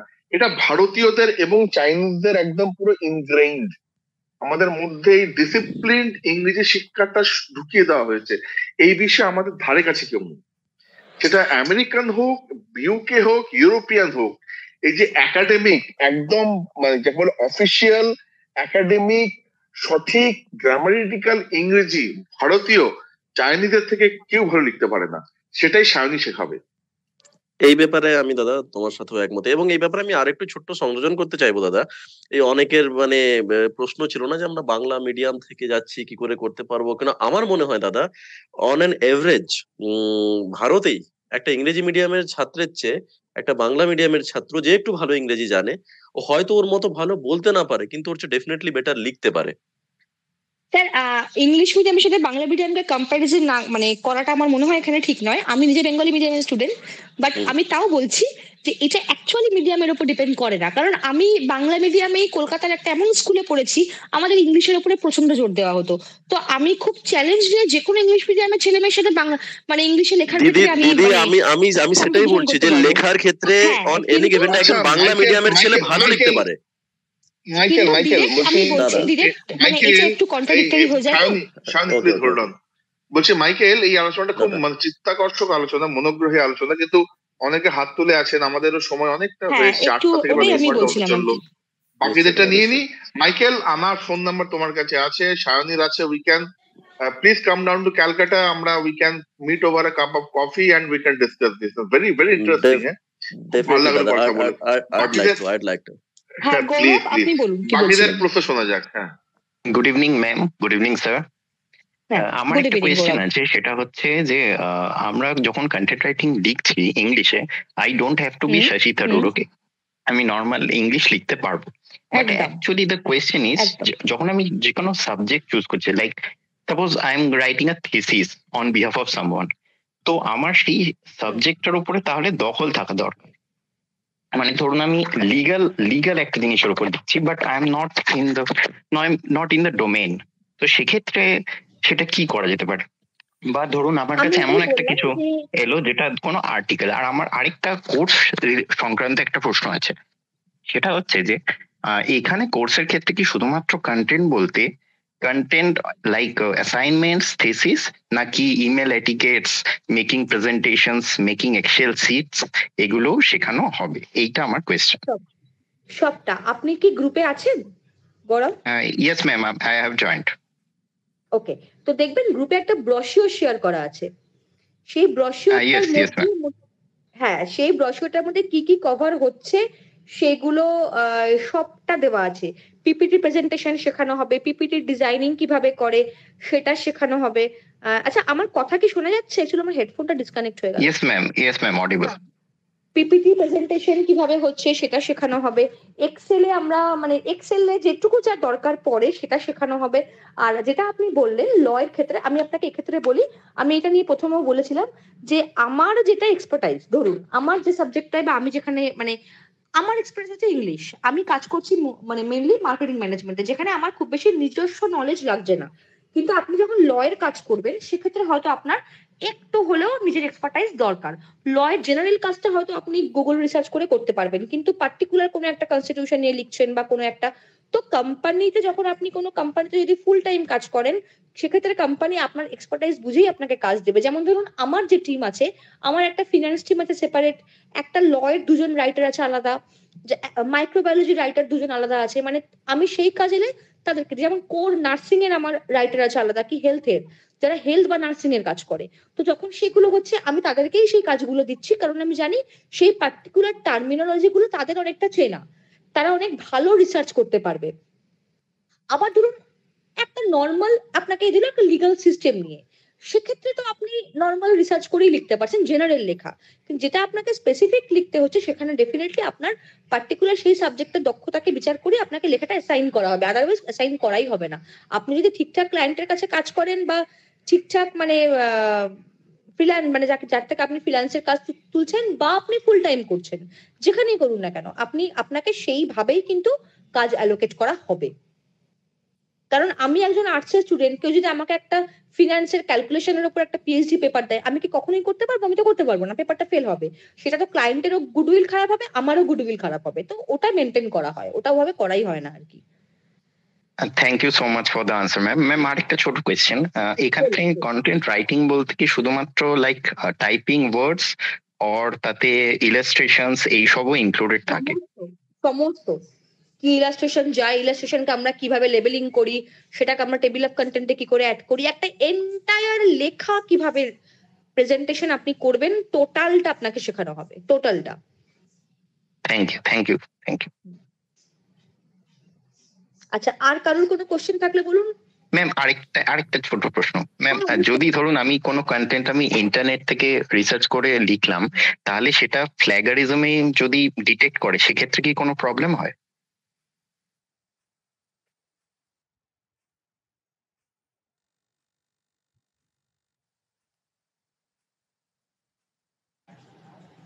হ্যাঁ সরি, আমি একটু ডিসকানেক্টেড হয়ে গেছিলাম। হ্যাঁ, যিনি কথা বলছিলেন একটু বলুন। গৌরব। হ্যাঁ ম্যাম, আমি বলতে চাইছি যে যদি আমি কোনো ধরুন রিসার্চ করে কোনো টপিকের উপরে আমি নেট থেকে কন্টেন্ট বের করে আমি নিজের ভাষায় লিখছি, সেক্ষেত্রে কি প্ল্যাগারিজম চেক হয়? হ্যাঁ একদম। এবং আমি আপনাদের যখন এখানে ক্লাসগুলো করাবো না, আমি যখন লাইভ টাস্ক করাবো, আমি আপনাদেরকে সব সময়ই মানে প্ল্যাগারিজম চেক করে করে বলবো যে আপনার এই কাজে এত পার্সেন্ট প্ল্যাগ আসছে, আপনাকে আরো একটু ঠিকঠাক ভাবে লেখাটাকে লিখতে হবে, সেটা আমি বলে দেবো। যখন আমি হোমওয়ার্ক দেবো, আমি প্রত্যেকটা কাজের প্ল্যাগারিজম রিপোর্ট ইন্ডিভিজুয়ালি পাঠাবো। ওই জন্যই আমি ক্লাসে একসাথে প্রচুর স্টুডেন্ট নেবো না, আমি রবিদাকে বলেছি, যাতে আমি প্রত্যেককে প্রপারলি গাইড করতে পারি। কারণ ধরুন 50 জনের কাজ চেক করতে আমার তো সময় লাগবে, তো অবশ্যই যেন মানে আমি স্টুডেন্টকেও ডিভাইড করে নেবো, আমি সেইভাবেই করাবো। এবং আমি প্ল্যাগারিজম, এআই, গ্রামারলি প্রত্যেকটা আলাদা আলাদা করে চেক করাবো, যাতে আপনারা বুঝতে পেরে যান যে কোন জায়গাটা আপনার ইমপ্রুভমেন্ট করতে হবে, কোন জায়গাটা আপনার লেখার ক্ষেত্রে আপনি কপি করে ফেলছেন, বা কতটা ট্যাক্টফুলি আপনার কারো লিখতে হবে, কতটা ট্রিকি ওয়েতে লিখতে হবে, আমি সেটাও মানে বলে দেবো আর কি। একদম 1-to-1ই বলবো। Thank you so much. Sayani ma'am, আমি কি আপনার ফোন নাম্বার পেতে পারি? গ্রুপে আমার ফোন নাম্বার আছে, দেখবেন, আপনি কোয়ারি করতে পারেন, ফোন করতে পারেন মোটামুটি। আর যদি কিছু জিজ্ঞেস করার থাকে আপনি এখানে করতে পারেন, অসুবিধা নেই। অ্যাকচুয়ালি আমি গ্রুপ থেকে নয়, আমি এখানে আপনাদের যে স্ট্যাটাস দেওয়া আছে সেখান থেকে জয়েন করেছি।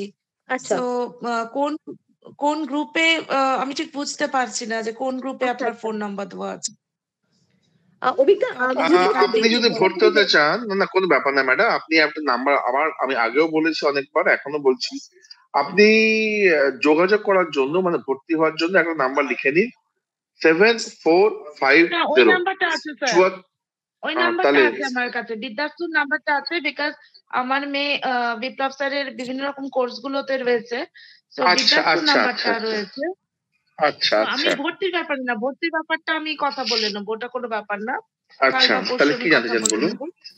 আমি একটু অন্য মানে আমার কাছে কিছু স্যাম্পলস রয়েছে কন্টেন্ট রাইটিং এর, তো মানে আমি করেছি নন একাডেমিক, তো আমি ম্যামকে যদি উনি পারমিশন দেন তো আমি পাঠাতাম, সেই জন্য। আপনি ম্যামের ফোন নাম্বার দেওয়া আছে, ম্যামকে হোয়াটসঅ্যাপ করুন, ম্যাম জবাব দেবেন, ঠিক আছে? হ্যাঁ, ওই জন্যই আর কি, মানে আমি তো গ্রুপ থেকে এটা পাইনি, লিংকটা পাইনি, তো সেই জন্য জিজ্ঞেস করছি। আপনি এক কাজ করুন, আপনি আমার নাম্বার লিখে নিন, আপনি আমাকে হোয়াটসঅ্যাপ করুন, আমি আপনাকে পার্সোনালি ম্যাডামের নাম্বার দিয়ে দেবো। ম্যাডামের নাম্বার আমি গ্রুপে সবার সামনে দেবো না, আমার নাম্বার নোট করুন ম্যাডাম, 987437। হ্যাঁ প্লিজ প্লিজ প্লিজ প্লিজ আমার নাম্বারটা নোট করুন। শিওর।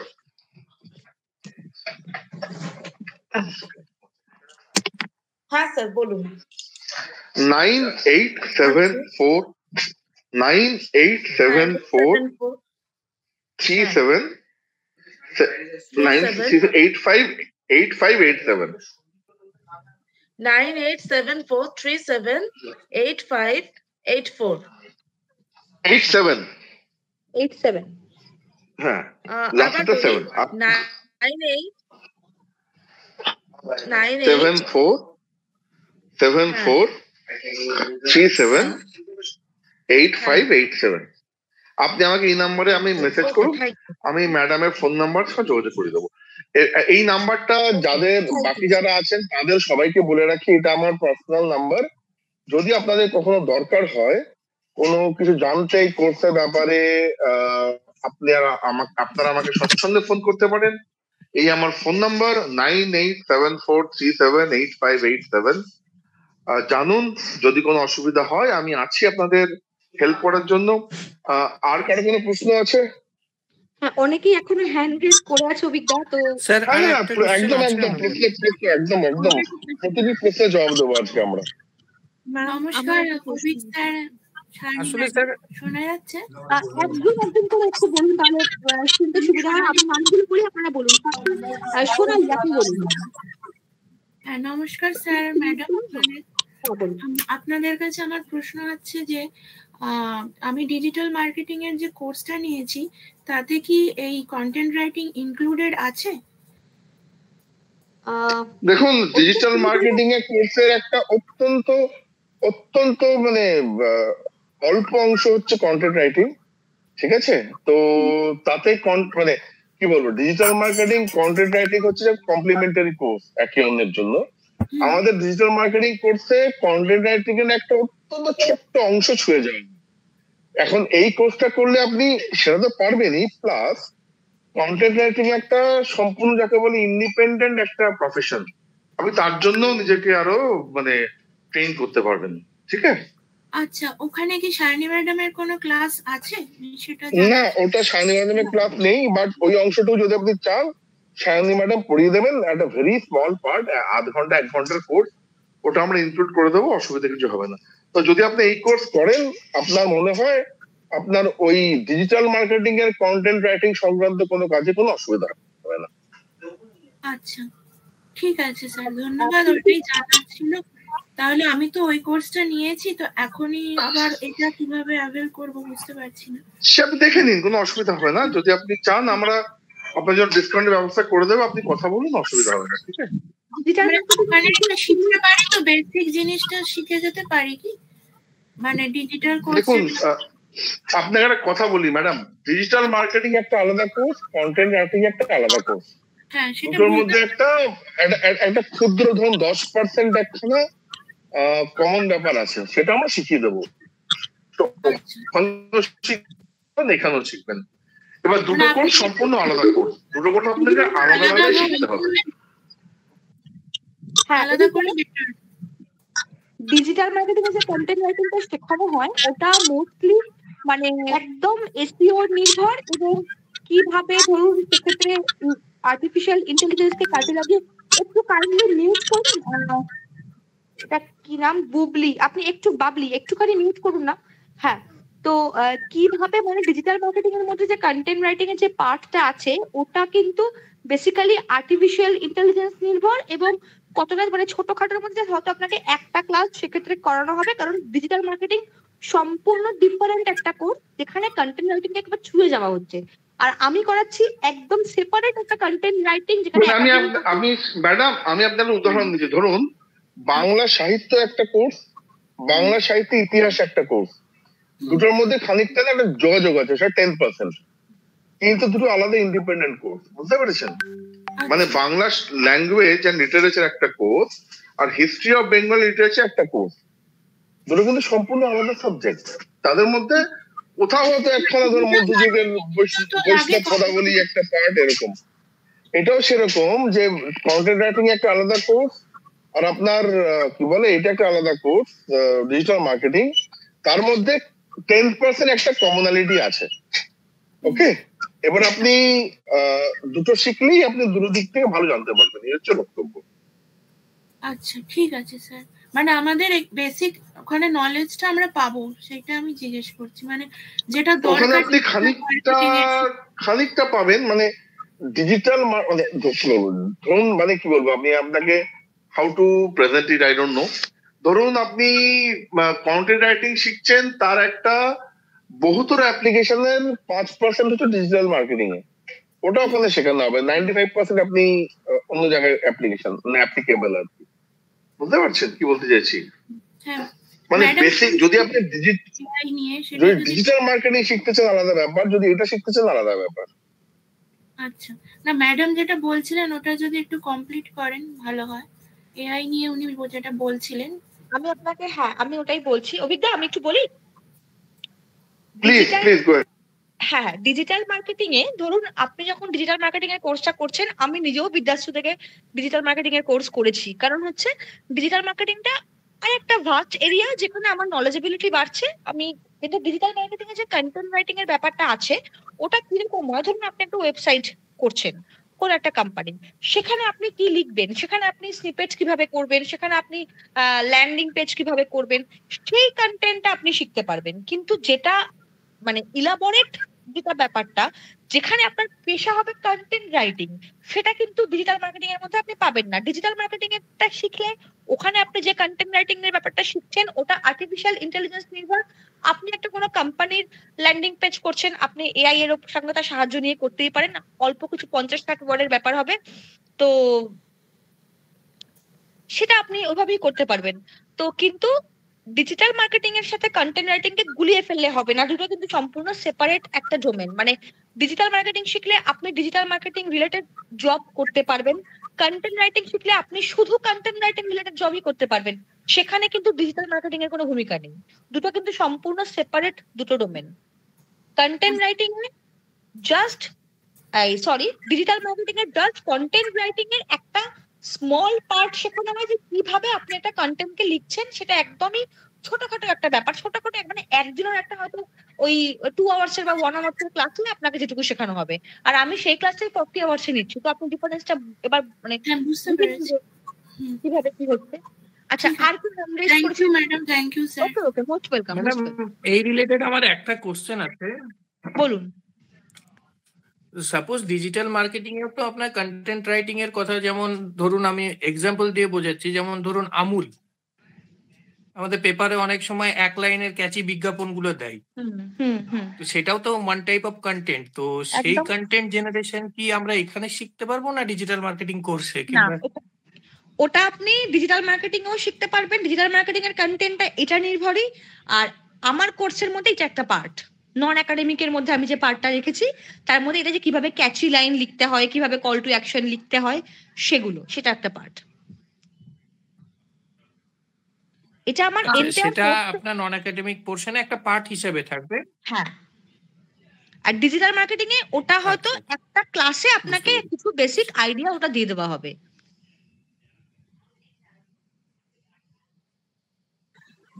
ম্যাডাম আমার একটা প্রশ্ন আছে। হ্যাঁ বলুন। ম্যাডাম আপনি বললেন যে কন্টেন্ট রাইটিং এর ক্ষেত্রে লেবেলিং, এআই, গ্রামারলি চেক, এই সব ডিটেইলিং গুলো খুঁটিনাটি সবকিছু শেখানো হবে।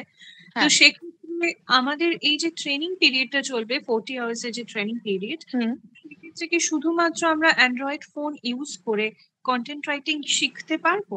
সেক্ষেত্রে কি কোনো আপনি মানে একটা জিনিস আমি বলি, সেটআপ তো অবশ্যই দরকার, যে কোনো কাজের জন্য একটা সেটআপ হলে ভালো হয়, কিন্তু অনেকেই এরকম থাকে যারা মোবাইলে লিখতে স্বচ্ছন্দ, আর যখন আপনি শিখছেন ঠিক আছে তখন আপনি মোবাইলে শিখতেই পারেন, কারণ আমি এখানে স্ক্রিন শেয়ার করে আপনাদেরকে শেখাবো ব্যাপারটা।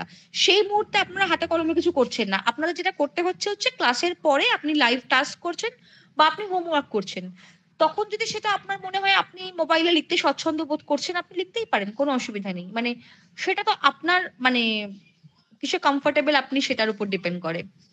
আপনি যে রিসোর্সেস গুলো আমাকে দিচ্ছেন সেগুলো আমি অ্যান্ড্রয়েড ফোনে অ্যাভেল করতে পারছি। একদম। আচ্ছা, আর বলুন কার কি কোয়েরি আছে? আর কেউ হ্যান্ড রেজ আছে? আচ্ছা, হ্যাঁ প্রতীক বাবু আপনি বলুন। প্রতীক বাবু আপনি বলুন।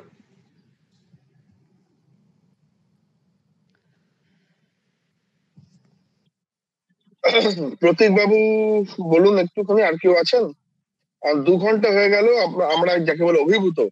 আমার সত্যি কথা বলতে কি আমরা ভাবিনি এত সাড়া পাবো, এবং আমি আবারও বলছি যে এই কোর্স সায়নীর উদ্যোগে শুরু হয়েছে। আমি এবং বৃদ্ধাস্তুর ম্যানেজমেন্ট সায়নীর কাছে কৃতজ্ঞ, এই চমৎকার আইডিয়া মাথা থেকে বেরিয়েছে। Sayani, thanks for the nice mind. Thank you. যদি আর কেউ চান প্রশ্ন করতে করুন, নইলে আমি এই কোর্স শেষ করছি, কারণ এরপর আরো 2খানা ওয়েবিনার থাকবে, 2টো মাস্টার ক্লাস থাকবে। 2টো মাস্টার ক্লাস সায়নী নেবে, অথবা একটা মাস্টার ক্লাস অন্য কেউ নিতে পারেন। আমরা চাইছি ওয়েবিনারে এই কন্টেন্ট রাইটিং এ কোনো আরো বিখ্যাত কাউকে আনতে, যারা যিনি বা যারা এই লাইনের বিখ্যাত কোনো যাকে বলে প্রতিযোগিতা একদম কোনো সেলিব্রিটি, তিনি আসবেন, তিনি আপনাদের হেল্প করবেন। যদি আর কোনো প্রশ্ন না থাকে আজকে আমি এখানে শেষ করতে চাই। সায়নী বাবু আপনি কি কিছু বলবেন? মানে আপনি অনেকক্ষণ ধরে হ্যান্ড রেজ করে আছেন, বুঝতে পারছি না আর কি। প্রতীক বাবু কি কিছু বলবেন? না বোধহয় বলবেন না, হয়তো কোনোভাবে হয়ে গেছে সায়নী। ঠিক আছে, উনি বোধহয় লেফট করে গেছেন। সায়নী থ্যাঙ্কস যারা যারা এই 2 ঘন্টা, in fact Sayani I must tell you, আমি এতদিন ধরে বিদ্যার্থীর সঙ্গে আছি, 3 বছর হলো, এত লম্বা ডাউট ক্লিয়ারিং সেশন কখনো হয়নি। এত অসাধারণ যেভাবে তুই সাহায্য করেছিস, যেভাবে তুই প্রেজেন্ট করেছিস। আমি চাইছি যে মানে যাতে এখান থেকে অন্তত কিছু জনকেও আমি মানে কর্মক্ষেত্রে হেল্প করতে পারি, কারণ নিজেরা অনেকটা দেখেছি তো, মানে অনেকটা সময় অনেকটা সাফার করেছি, বা ওইটাই আমার মেন লক্ষ্য আর কি, যে প্রচুর ছেলেরা আমাদের বাংলায় বসে আছে, তারা বসে না থাকে। এবং আজকে বাংলা ভাষা দিবস আমরা বিদ্যার্থ থেকে চাই যারা বাংলার মানে বাংলার ছেলে, বাংলা মেয়ে, বাংলা ভূমিপুত্র, তারা বাংলায় শিখবেন, বাংলায় চাকরি করবেন, বাংলায় কাজ করবেন, তারা তাদের সুবিধা মতো ফ্রিল্যান্সিং করবেন, তারা সুবিধা মতো ওয়ার্ক ফ্রম হোম করবেন, যেন তারা স্বচ্ছন্দে থাকেন, পেটে ভাত থাকে, হাতে কাজ থাকে, মুখে হাসি থাকে। আপনারা সবাই ভালো থাকুন। ভাষা দিবসের এই সন্ধ্যাতে আপনাদের সবাইকে আমাদের বিদ্যার্থীর পক্ষ থেকে সশ্রদ্ধ প্রণাম। আপনারা ঝটপট I want to thank you. I want to thank you for this wonderful session. Thank you, madam. মানে এত ভালোবেসে, এত সুন্দর যত্ন নিয়ে প্রত্যেকটা প্রশ্নের আনসার দেওয়া, সবাইকে রেসপন্ড করা, thanks a lot ma'am, you too. সুন্দর করে অ্যারেঞ্জ করা, এত ভালোবেসে। আর নিশ্চয়ই আমরা ভবিষ্যতে আরো ভালো, আরো এক্সেল করবো আমাদের নিজেদের সেক্টরে, কেননা অভিজ্ঞতার কথায় তো ভালোবাসাই সবচেয়ে বড় তন্ত্র, সবচেয়ে বড় জাদু। Have been branded with that line. But anyway, thanks for kind words, madam. But Shayani's জন্যই হয়েছে এটা। এটা completely because of Shayani. She is the expert in this field. মানে তোমরা সবাই আমাকে সাপোর্ট না করলে আমি এই কোর্সটা আনার কথা ভেবেছিলাম, বাট তোমাদের সাপোর্ট ছাড়া তো আনতে পারতামই না। মানে তোমাদের একটা তোমাদের সাপোর্টটা আছে। চাই বাংলা ভাষা দিবসে যেন বাঙালির ছেলে বাংলায় থেকে রোজগার করতে পারে, বাঙালির পেটে ভাত থাকুক, বাঙালির মুখে হাসি থাকুক, বাঙালির হাতে কাজ থাকুক, লেখা থাকুক। একদম একদম। সবাইকে good night, bye, thank you.